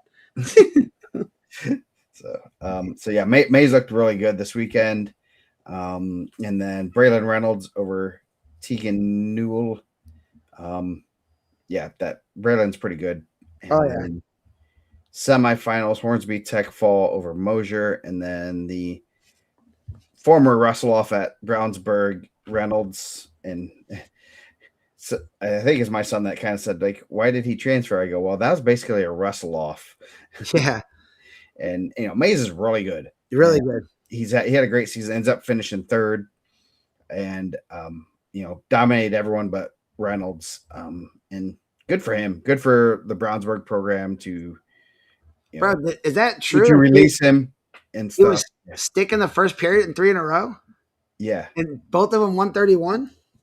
He's consistent. Yes, he is. So, you know, Mays finished in third. That's good. Good. Yeah, great year for him. Fernandez runs it back for fifth. He beat Newell. Got a little revenge from the regional. Asa Spencer, he is an 11th grader also. Man, Yep. he had Our 13. guy's coming back in his bracket. Yeah, he had a. I mean, he came on at the right time. He's going to be. I mean, a lot of guys here were returning. Obviously, we're going to see some changes in some weights and stuff. So, could be another great weight class. Newell over Reed from Valpo, and then Reed over Spencer for seventh. And dude, and Luke Reed went and shook every single Fisher's kid's hand that was in the front row cheering for him. And then I think Coach Cook went over there. Yeah, dude. Like again, like I know Joey said, Evan works a lot, and dude, I'm sure Shepard or I know Shepard does too, but I'm sure Tylen does also. You don't get to that level without working hard, bro. Yeah, Yeah, I'm kind of sad to see him graduate. I'm sure they're sad too because I think he might be their youngest. But like, and I'm about to deal with the same thing. But dude, he's been exciting, right? And we didn't even touch. I mean, champ lost to Jake in the finals again. He was pretty exciting. So yeah. He's one that's had a really. I mean, 4 top 3 finishes, 2 times on their lights. That's pretty darn good. dude, really good. Yeah, and probably we talked about semifinals that should have probably been finals. I would have loved to see him and Jake under the lights Should have been. twice. Should have been under the lights, right? No So, disrespect to whoever Jake beat on the lights that year. Probably Eddie Gass, right? Was one. yeah. But So, and then finals match: Braylon Reynolds, Peyton Hornsby. You know, you go back to the situation. Brownsburg needs a win. Reynolds, had Hornsby's number, and then Hornsby takes him down. I think kind of Reynolds looked like he was kind of trying to force a little bit too much, and got taken down. And then Reynolds, something happened with his ankle. yeah, It was actually an ankle, which I guess you never want an injury. I think ankles are a little bit easier to heal than knees. oh, I heard it was a knee, but I could have been wrong. Well, that's what his dad said afterward, I believe. So, Uh, and that was like at the end. So he was on crutches at the end. When they were getting awards and stuff at the after the finals were over. So he did what and ends up finding a way to win, and then puts Brownsburg on half top. a point up. Half Half a a point point. up. 133.5, 133. Yeah, and now we're sitting here like, okay, now it's coming down to 175, and Yep. there's a lot that's that's going to be, and that's a match, that can go multiple ways, and we'll talk about it later. But that was, you can kind of sense like, oh no, what is going on, and obviously we're watching the coaches, and Brownsburg's like, okay, we're in it, we have a chance, and you could just see it's there's a range of emotions, there's a roller coaster of emotions, and all the coaches, and it's like you don't want to show your emotions to your kids, you want to be stoic, and you're like, we got this, we got our ace in the hole, but you're still like freaking out, like, Yeah. can't lose it this Well, way. and we'll talk about it at 175 too. But dude, again, if you're Hornsby, but what are you gonna do? Like, because you got a champ at 38, you guys are the champion runner up at 44 with Fernandez, with Teague, with Mays coming back, with Mosier coming back, Mm-hmm. and the Shep at 50 is coming back. Maybe we'll see. Yeah. But those guys are just. That's a tough match, man. Like all those medalists are junior, except for Reed, right? Yeah, that's why I was just double checking. I guess I didn't even But shout out to totally realize Braylon, that until you said that. Yeah, everyone returning is a senior. shout out to Braylon. All but one is a senior, and then you also have a guy like Parker. There's only 1, 2, 3, 4 seniors in that weight class, and that's a good weight class. I mean, Yeah. someone like Parker Barnes, I was pretty impressed with Parker Barnes. I know we talked about him earlier. Gabe Myers, that's a family name. He's going to continue to get better. Malachi Tholner is really good. There's not many places these guys. I mean, they can spread out a little bit, but What? You're spreading out into just as deep weight classes. I think, yeah, dude, you got a bunch of really good guys. Shout out to Braylon Reynolds, man. He's wrestled incredibly well. He was incredibly close last year to win a state title. like, one of those things that I know if you're a Bulldogs fan, you say that he had the take or no takedown, right? It was a no takedown or he had a takedown. And if you're a Wildcats fan, you're the other way. Yeah. And then you see Isaiah go out there and beat Jake at the Indy Open, UND Open. You're like, dang, bro, like that dude was there, right? Mm-hmm. He obviously he wrestled Shep. Shep was winning pretty good, and then he hits him with the mixer, which is in his bag. Like that's not. Some people are like, oh, he hit him with some stuff. Like if he keeps hitting it every match, it's not it's out of left field. It's something he uses. He's exciting and he's a good kid, man. So Yep, good family, good kid, and obviously all these. I mean, Hornsby's are good people and stuff. So, we're blessed, man. Unfortunately, people have to lose these matches. So, I think I said it afterwards. A lot of praising of the Lord at the end of the matches, but we are really blessed as a state to have so much talent and like good people and people that are like not jerks, and I think that's huge. I did mean to say this earlier, but I will say that I think a lot of these kids are very well spoken. Yes. After their matches, and we can go back a couple years, 5 years, and they've been doing it for a while now. And the kids weren't. I don't think they were ready for it, and so it seems that they've been coached. Parents, coaches, people have coached them up on how to interact with an interview of that stage, and the interviews were so much better than they were 5-10 years ago. I've been doing them, and shout out to those parents and coaches and whoever's talking to those kids about preparing them for that moment, because that's huge. I said on the Deepwater podcast, and that I think it's a very nerve-wracking thing. You're talking in front of 10,000 people, dude. People don't want to talk in front of 30 people in your classroom. Yeah. Like it's always like praise your opponent. Like, hey, he's a tough guy. There was a lot of that. Mm-hmm. Praise the Lord. Like, hey, like we're all here because there's a plan. And then shout out to your family and teammates, your support system. Like if you stick to that, you're gonna be fine, right? Yeah. But then you get off that script and you're proposing to your girlfriend on the mat. No. Well, let's not propose, please. I mean, hey, if she's the one, bro, say yeah. It'd be a little bit more romantic one. But don't you feel like if that dude brought his girl out on the mat, has a ring, if she says she's not gonna say no, that's an auto yes. Yeah. Like she might say no down the road, but right now that's an auto yes. Shout out to that dude, man. Yes, as Tony said, his son says he's not gonna. He will throw his match in the finals because he doesn't want to speak. That dude. So if Reese is ever under the lights and he wins, I'm gonna come in as a designated speaker for my guy. Yes. And my son's out here already planning his first state title celebration. Dude, hey, and I'm not shouting at everybody, but shout out to my boy Reese, man. That hair is on point though, right? Yeah. Oh yeah. As a guy, I got a pretty crisp lining here. I think Reese is going to be a top 5 hair guy for sure. Yeah. Yes. That might be something we should rank soon. Best hair. Man, you're going to get some crap because you have to pick Dalton or Reese for a number one. It's Reese, and you're either getting family or adopted family. Man, I don't know, man. Like Reese's is pretty good. Man, but do you want I probably can't do that to Benny twice. Yeah, you already dissed him on the favorite semi-state wrestlers. Yeah. So 150, Clinton Shepard, he had places to go, so he got his matches done early. Tech fall in the semis and the quarters. Dylan Ogg, Adam Central. Shout out to Adam Central, 2 state placers. Yep. First time in a while. Coaches are always good guys. And Dylan over Marcus Malone. That was another match. Obviously, team implications. Center Grove's kind of riding their wave, and I put a kind of stop.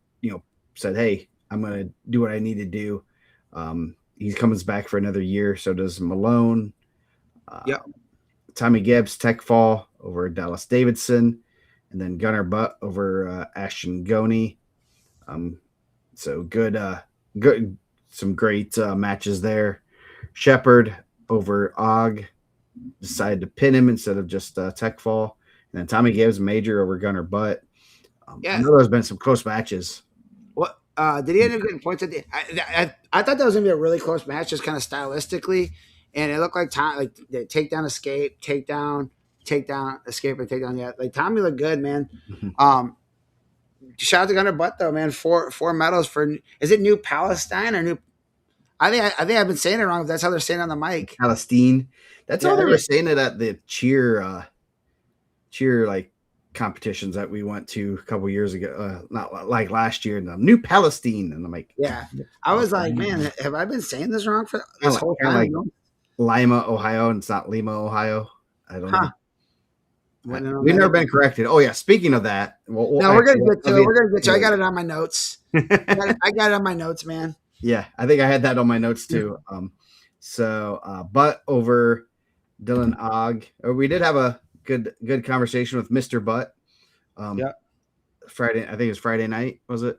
I think it was Saturday when we were walking around between rounds. Saturday, yeah. So good talking to him. Marcus Malone over Caleb Kirkpatrick. Malone runs it back for fifth over Davidson. Davidson over Goney. And then Kirkpatrick over Goney. Goney had a lot of injuries this year, getting on the medal on the stand. Pretty good year for him. And then in the finals, Shepard major over. I thought he teched him. No, it was a major. I think we got that last takedown. Ended up just riding out. Okay. Didn't need to try anything crazy.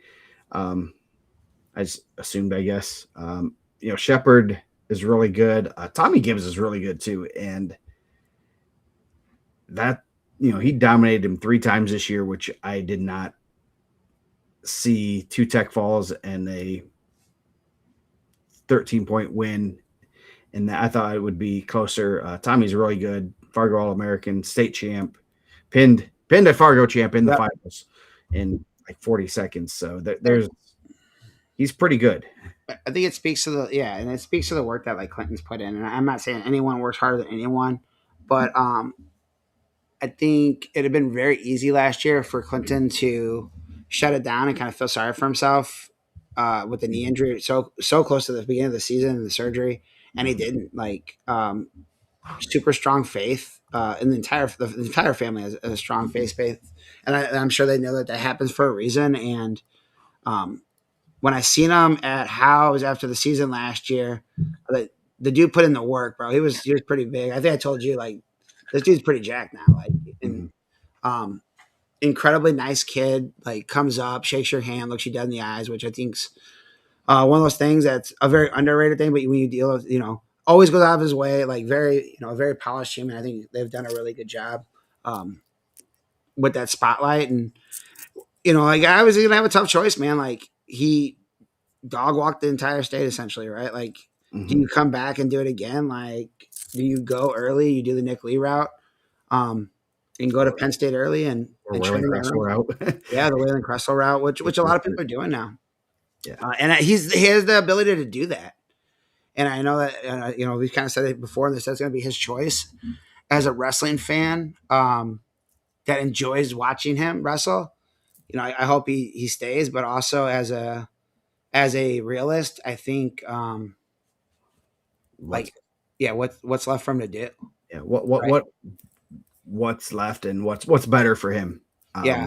In the long run, I mean, you see that with, and I definitely would love to. I do have Nick Lee's number now, so I'd love to have it talk to him about his decision to do that. And he's really one of the, I guess, trailblazers in that way of like, yeah, I could do this.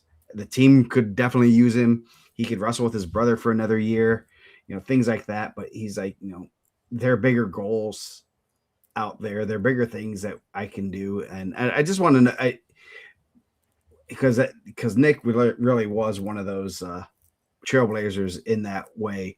Just hearing like what thought process goes into that, because you're also leaving your family. I know we know Clinton's a mama's boy. We're not going to be shy about that.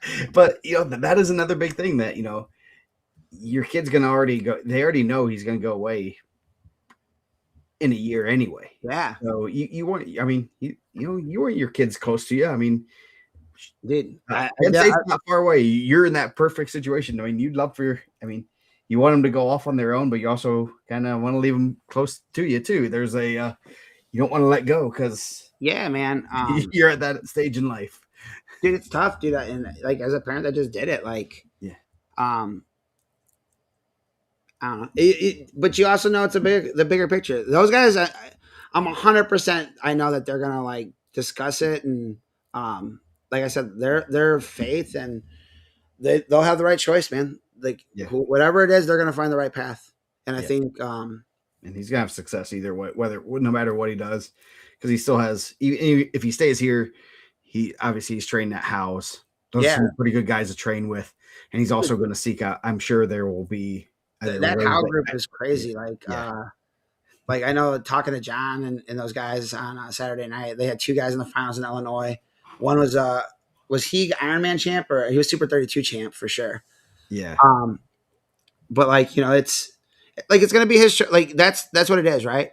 Yeah. And like we've been really lucky, and I think I was worried that Jesse would do it too, because I think he was coming in like fifth in the world at his senior year, and I'm like, dude, he's gonna have to wrestle a dude that's like learning to wrestle. Like a coach had to like beg to come out of the hallway at some point, right? Yeah.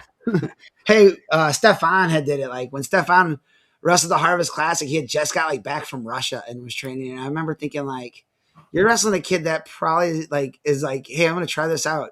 I'm gonna try this out for a year and see if I like it or not. Yeah. It's really cool, man.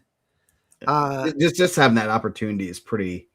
It is. That's awesome to even be in that in that ballpark, to be thinking about And what's best for us, because I mean he's going to be. I'm sure we're going to see him at junior nationals for trying to make the world team and things like that. And I don't know. I hope that he stays, just because he's he's a great kid and it's fun. We have one more year to watch him up close and personal, and then I'll get to see him up close and personal at NCAA. Yep.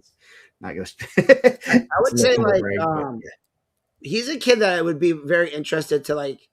If you're a kid that's in the grind right now, like sit down and ask him about his journey. I don't think he was always like the number one of one. Mm-hmm. Like I think he's a guy that's steadily improved. And I think there was some outside the box training at some point where I think, and dude, like he's phenomenal. Like seeing him this year and his attacks and has been really cool. Yeah, and he still doesn't take down Andrew. So yes. Like Anvil hands. I did hear that he got one on Johnny, but Andrew's a different animal. Yeah, yes. There's another mountain to climb still there. So yeah. So I mean, I know they'll make a good decision that's best for Clinton first and foremost, but also best for the family. And as I said, he's a mama's boy. So I have faith that I'm saying it's 90-10 he's leave. 90 he's staying just because mama's not gonna let him go. Either way, we're gonna be following his career. And he's going to be successful. And thankfully, the thing is that he does have guys like Howe and Morrison to work out with, with it. I don't know how far away they are, but I know they're probably pretty close. Dude, probably 20 minutes either way. Yeah. So I mean, in their backyard, that help that gives me faith that he's probably going to stay. It gives me a little bit more nudge that he might stay, but. Either way, we want him to be successful, and if he's winning world championships, I'm not going to shut. And we don't get to see him wrestle a senior year. I mean, the Olympics are going to be in LA in a few years. The world championships are going to be in the United States, so easier to get there. So we're getting there, Sean Russell. Pump the brakes, bruh. Yeah. So 157. Man, this was one of those weight classes we talked about, and we're like, man, this is gonna be wild, this is gonna be fun, and it lived up to the hype, I think. This was a wide open weight class. We didn't know what was gonna happen. We had we'll talk about it, but man, first Hyvert and Vander Lugaren, another great match, another close one. That Center Grove, I mean, you look at Center Grove's path to the title here. It wasn't easy. They had landmines all over. Jeffrey Hyvert 4-time medalist. Yeah. You have to go through him. I think they said he lost to a Center Grove kid every year. Wow. Like, because he lost to Peyton Hornsby last year. He lost to Reese, right? Yeah. Reese Courtney. I don't know if he lost to Reese Courtney back to back years. There's a website for that. Yeah. They said he lost. I can tell you right now. So he lost to Reese Courtney in overtime, then Cheney Chef. So not or that was the same year, right? Yeah, same year. Lost to Reese Courtney, Peyton Hornsby. Yep. And well, got 7 letters to the. I don't think they're getting any free hair dye in Center Grove. No, they're gonna have to take their dental work elsewhere. So that was a really good match. Kind of similar to the first one. And you you're watching it happen, right? And Will's a dog, man. Like his like I said, like his hand fighting's improved, and like that's a Flieger signature is like the hand fighting, and they match hand fighting with them. And with that last takedown, with time he got it like late, and then with like 30 seconds left, and it was just like or 7 seconds left. Yeah, so yeah, dude, a great match. And we knew it was going to be good, and we're going to talk about it in a second, but I think it'd been incredibly easy for Jeffrey to say, "Yep, that was it." Mm-hmm. Like, you've seen it before, guys do it. I think it speaks to his character that he said, "Hey, I'm going to go out there and finish out the bracket. Mm-hmm. I'm leaving with the 5th. I'm not taking an 8th." Yeah, but that was a good match. So, and then Lincoln Carter over Jacob Weaver, handing him his first loss. That tough match. I mean, obviously, Weaver beat him at grappler. They said, right? Did he? I think that's what I thought. That's what Peppel said. But I was mesmerized by the yellow suit. Yes, he's also. Did you know that he also runs the Savannah Bananas? No, you got me. What? I thought you were saying he's a part owner. Yeah, I think he's like a Packers thing. Everyone can buy a share. He's the stunt double for the Savannah Bananas owner. He goes and does kids, kind of like how the kids dress up. They dress up as like Disney princesses. He goes as the Savannah Bananas. Yeah, owner. Tim Carter said beat him 4-1 at grappler. Yeah. So I don't know where Pebble gets his suits. Yeah, I'm not shopping there. and he had the green dunks too, which was kind of good, man. Yeah, the guy's got a flair for the dramatic. I won't tell you when I was in high school what we would call the East Side colors, but I'll just let you figure that out. Something that we call the Packers, right? Yeah. So good match there. Obviously Carter, we knew, obviously very good, and he knew. I mean, to win a title here, you're gonna have to run a gauntlet, dude. 100%. And only one of the champs from semi-state won in the quarters. Pretty good. I just noticed that too. I was like, whoa. So Jack Davis over Deacon Dressler. Dressler had a great, obviously a great semi-state there.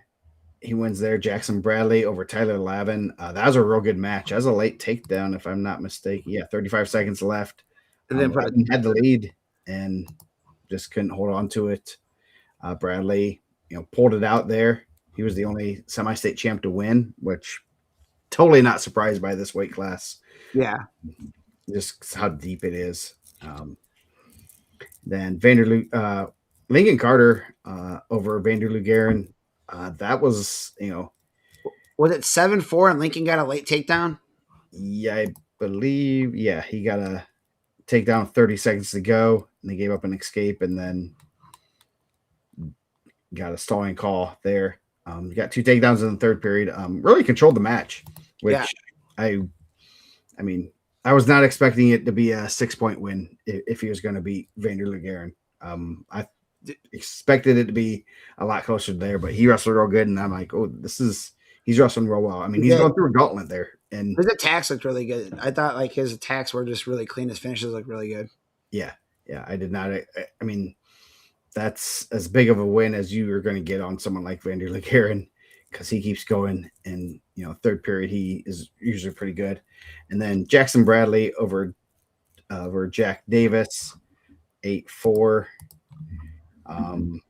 First period, I mean, close first period, and then end up getting a near fall. Pretty good on top. Bradley had his good tilt series. So Yeah, then third place match, Davis, man. man. This Uh, we talk about like the Center Grove, like some of those matches, like Rainier Legaren's semi or quarterfinals match, that he gets a win that kind of puts them in a better spot, and then Davis with 2 takedowns in the last 30 seconds. man, what was the sequence in there? Was it the stall or was it the escape? Uh, I heard Nate like yell, like, "Are you kidding me?" Like he was so upset, Yeah, and it was just like one of those moments where it wasn't loud. And you heard it so clear, yeah, and then dude gets a takedown. It says 0. I think there was like 1 second left on the clock, yeah. and dude, as you're watching the team score later on, dude, I'm gutted because like, dude, Will's had such a great year. He's been such a leader for those guys.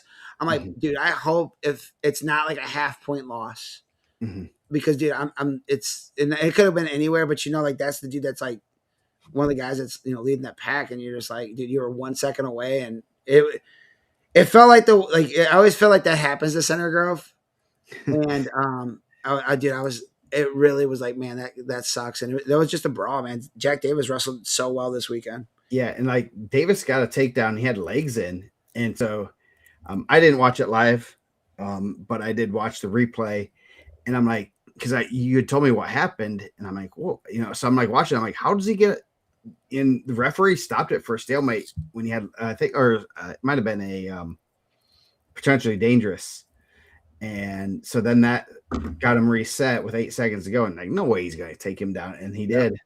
Awesome match. So yeah, great match there. Jacob Jeffrey Hivert runs it back for third. A couple major decisions. For He fifth. beat For fifth. Weaver, or fifth. That's what I meant. Sorry. Yes. For fifth, he beat Dressler and Weaver, and then Weaver over Lavin.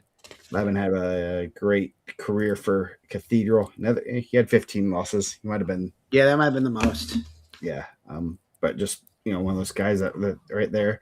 And then the all Fort Wayne battle. We should say this for last. All Fort Wayne battle, first since like '07. '07. Um, so we know a lot of, I mean, 2 1A schools, 2 schools that were gonna, one of them was gonna get their first state champ, which is really cool. And Carter was, I guess, the second person to make the finals for Eastside, third overall. Bradley, first one for Cowan to make the finals. So really cool that you see the Eastside Cowan matchup in the finals, and Carter reversed that loss. Looked real good. Did. Made the adjustments they need to make. Um, you know, would I know he almost got turned in that third period, and I mean, both good families. Don't want to say as a little bit more for Carter. I will say that because gotten to know the family, and also Peppo as a kid I coached, so I have a little bit more, a little bit happier to see him win. Old NECC stomping grounds, DeKalb County repping. So yeah, Yeah. I thought both of those guys, man. Like obviously, like I like AJ a lot, and then the family, but that is cool, man. Like you got two. I think they said Lincoln's the first state champion anything for Eastside, right? yes, I think they had Um, some. I think they've won some softball state titles. They've been uh, pretty good softball. so Pretty I think yeah, dude, just yeah. first individual state champion. So that's really cool, man. I think that's pretty awesome. So Yeah. good match. So that's what you want. And like you said, man, first time the Waynes had a rematch since what we say, Paul was it Shire, Shire Derek Shire, and Woods, Justin Woods. Justin Woods 15. running it back.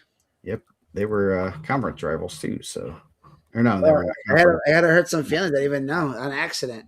Like as we're like trying to go back through all the state practices the last time it happened, I was like, dude, Fort Wayne didn't have any champs last year, any finalists last year. It was an accidental dig. Accidental. Aha. So 165. Oof, it's getting late. Yep. Do we do another show tomorrow? That's what I said, man. But hey, we can run it. We can get this. How about we should do another show tomorrow. I'd We can much do rather. this one and then we can Yeah. run. Like, I mean, obviously, if we do this one, let's do 70. We can do 75, 90. Then we do the picks, and we toss a grade ranking on there too if we want to. Yeah, that sounds good. So we're So, gonna do 65 and get off here because it's already been 2 but, hours and but 21 minutes. I did that because I seen Staples was in there talking, and Yeah. I didn't want to shut it down. They've been waiting, so and I'm sure a lot of people have, but like just because they were talking about the hair, bro. Yeah. So 165, another great weight class. Cameron Bauman over Brayson Shortgen. Adam Central, as you said, Adam Central, 2 state placers. They both return. Bauman, great senior year. He looked real good against Staples. Yep. In the semis. He looked real good there. Staples over Sommers, another good. Franklin Community has a lot of guys coming back. They're going to be pretty tough next year. So, yeah, that should be going to Aiden Kincaid over Riley Biddle. Biddle getting on the podium. Going to go play football somewhere. Brant Beck over Oliver Hallett. Beck 3 state medals. That was a good match. Yeah. Beck has a great style. I like watching him wrestle. Always going. So then semifinals, Staples, Major. Like I said, that was a really good match.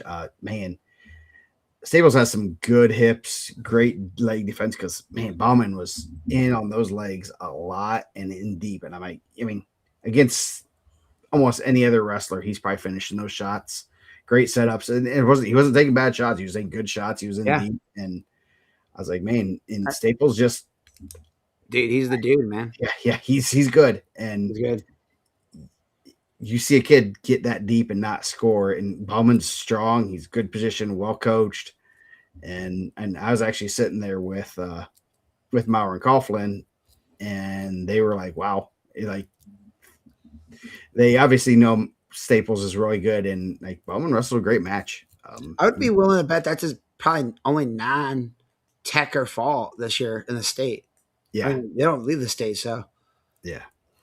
So great match there. Then Kincaid 4-2 over Brant Beck, another really good match. Close at the end. I think people were wanting some stall calls, some close. I think Beck was real close to a couple of takedowns too. He just keeps going. I know they're gonna miss him and a couple other guys out of that Rochester lineup.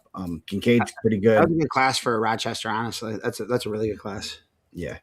So Kincaid over him and close match there.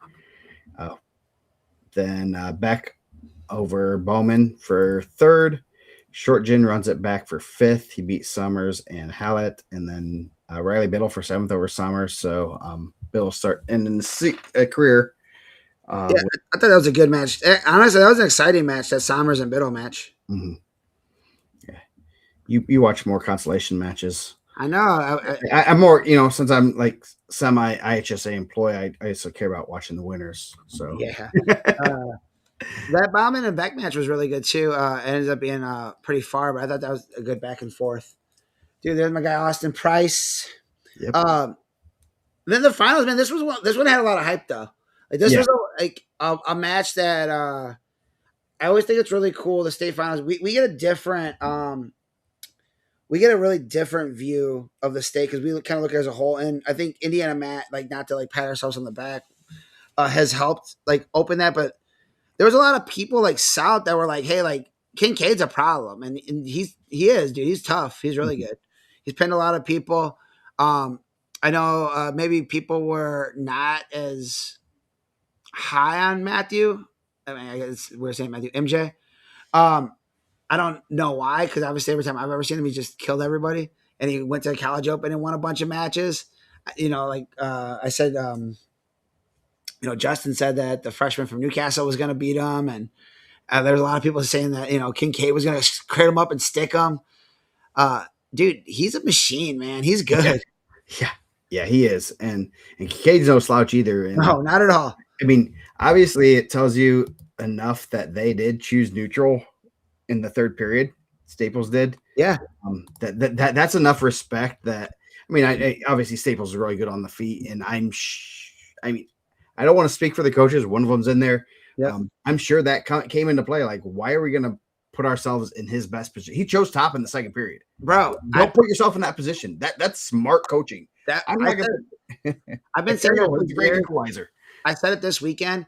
You're gonna start on your feet, but like when you get your choice, I don't care what you're the best at. Take your best position. Like if you're the best wrestler in the state on top, be on top. Yeah. Like if you're the best wrestler in the state on your feet, choose neutral. It doesn't have to be an automatic down. Do like what you do best. I said like if you're Parker Reynolds and or if you're Trayvon Ducking, like cool, choose top. You're sticking people. You're Drew Hughes. You're choosing top. Uh, I just think it's crazy. And then like he's obviously one of the best guys in the state on his feet. Yeah.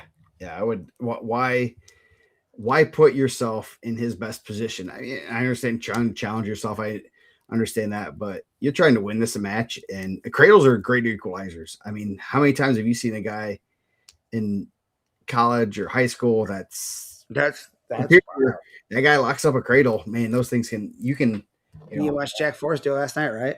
Yeah, and he opened up a match, and that's one of those things that one of the first, I remember Garrett Kidd that he was not very good, but he got good at cradles.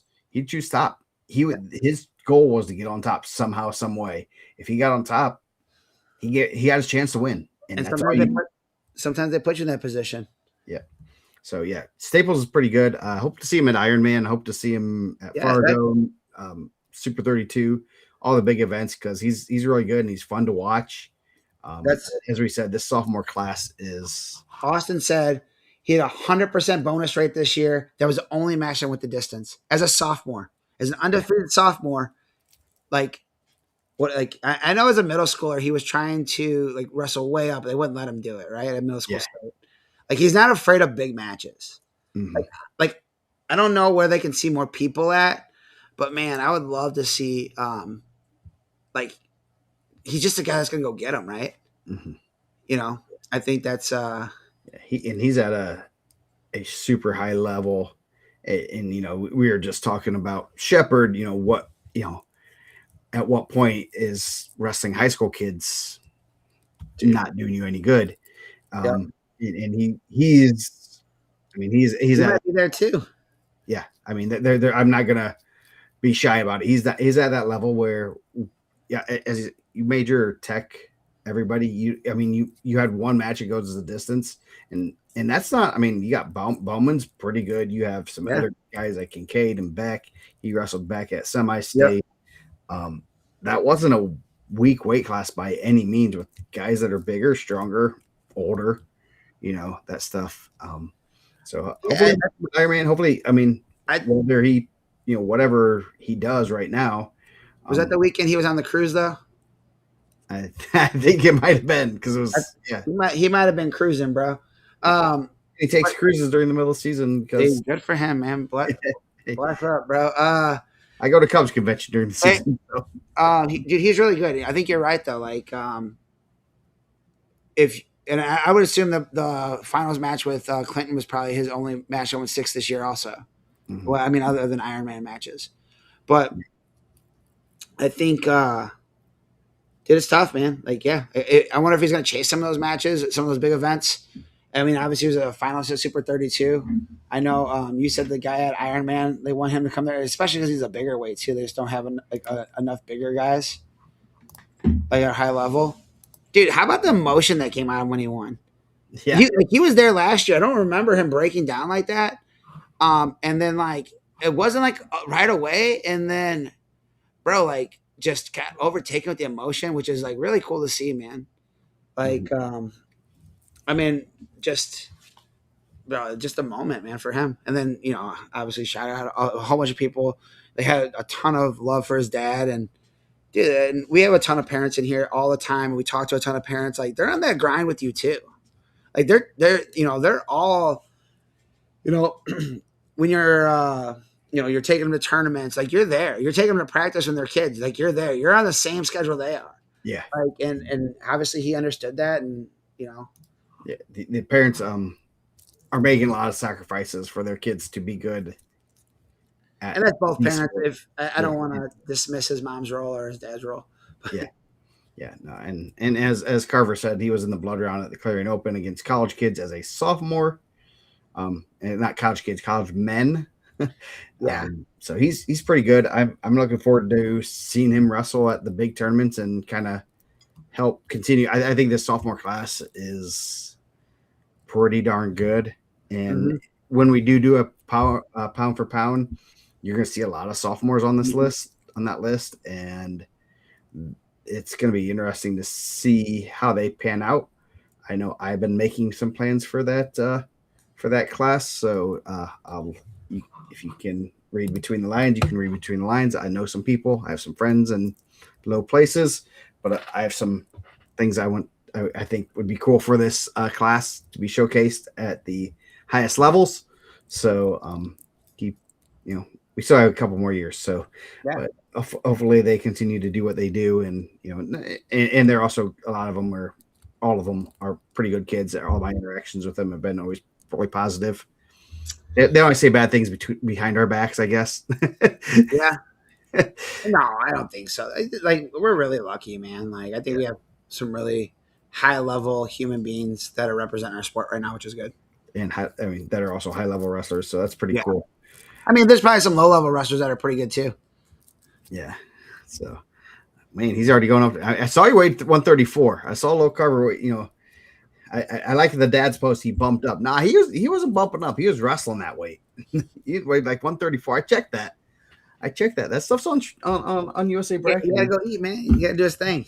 Yeah, he must have had a couple of those shakes of the in the that were they didn't have the whipped cream when I got them. So He was getting all those falls, bro. He had time to stand in line. yeah, yes, yeah. So yeah, I wonder if he got the one with the cake, that piece of cake on top, which was a little bit too much for me. It's like, man, I don't, get me a plate. I'll have my ice cream and I'll have my cake. I don't want to be spilling this all over myself. So, You want to go earlier tomorrow? yeah, we can go a little bit earlier tomorrow. They had the You got pool like that. Yeah, so we'll go a little bit earlier tomorrow, so we don't. So obviously we'll talk some stuff. We'll probably do some. We're gonna rank some stuff, and we'll probably do some.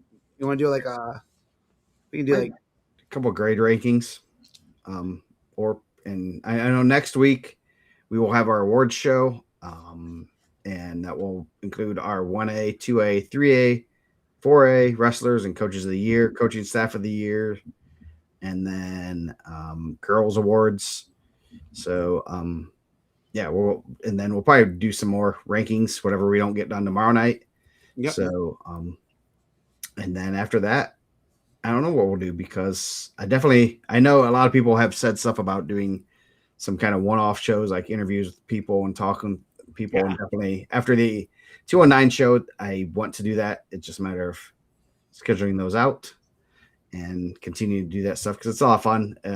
I know getting to know some of the people on a more personal level, some of the coaches, some of the wrestlers. So, yeah. So we'll be back tomorrow night, 175 and above. We'll leave everyone hanging. Too many rants at the beginning, guys. Sorry. Yeah. That referee, I blame Jeremy Carver. That referee talk took too long. Yeah, so we will be back tomorrow night, because you guys just can't get enough of us. So we'll see you then, probably closer to 8:30 Central.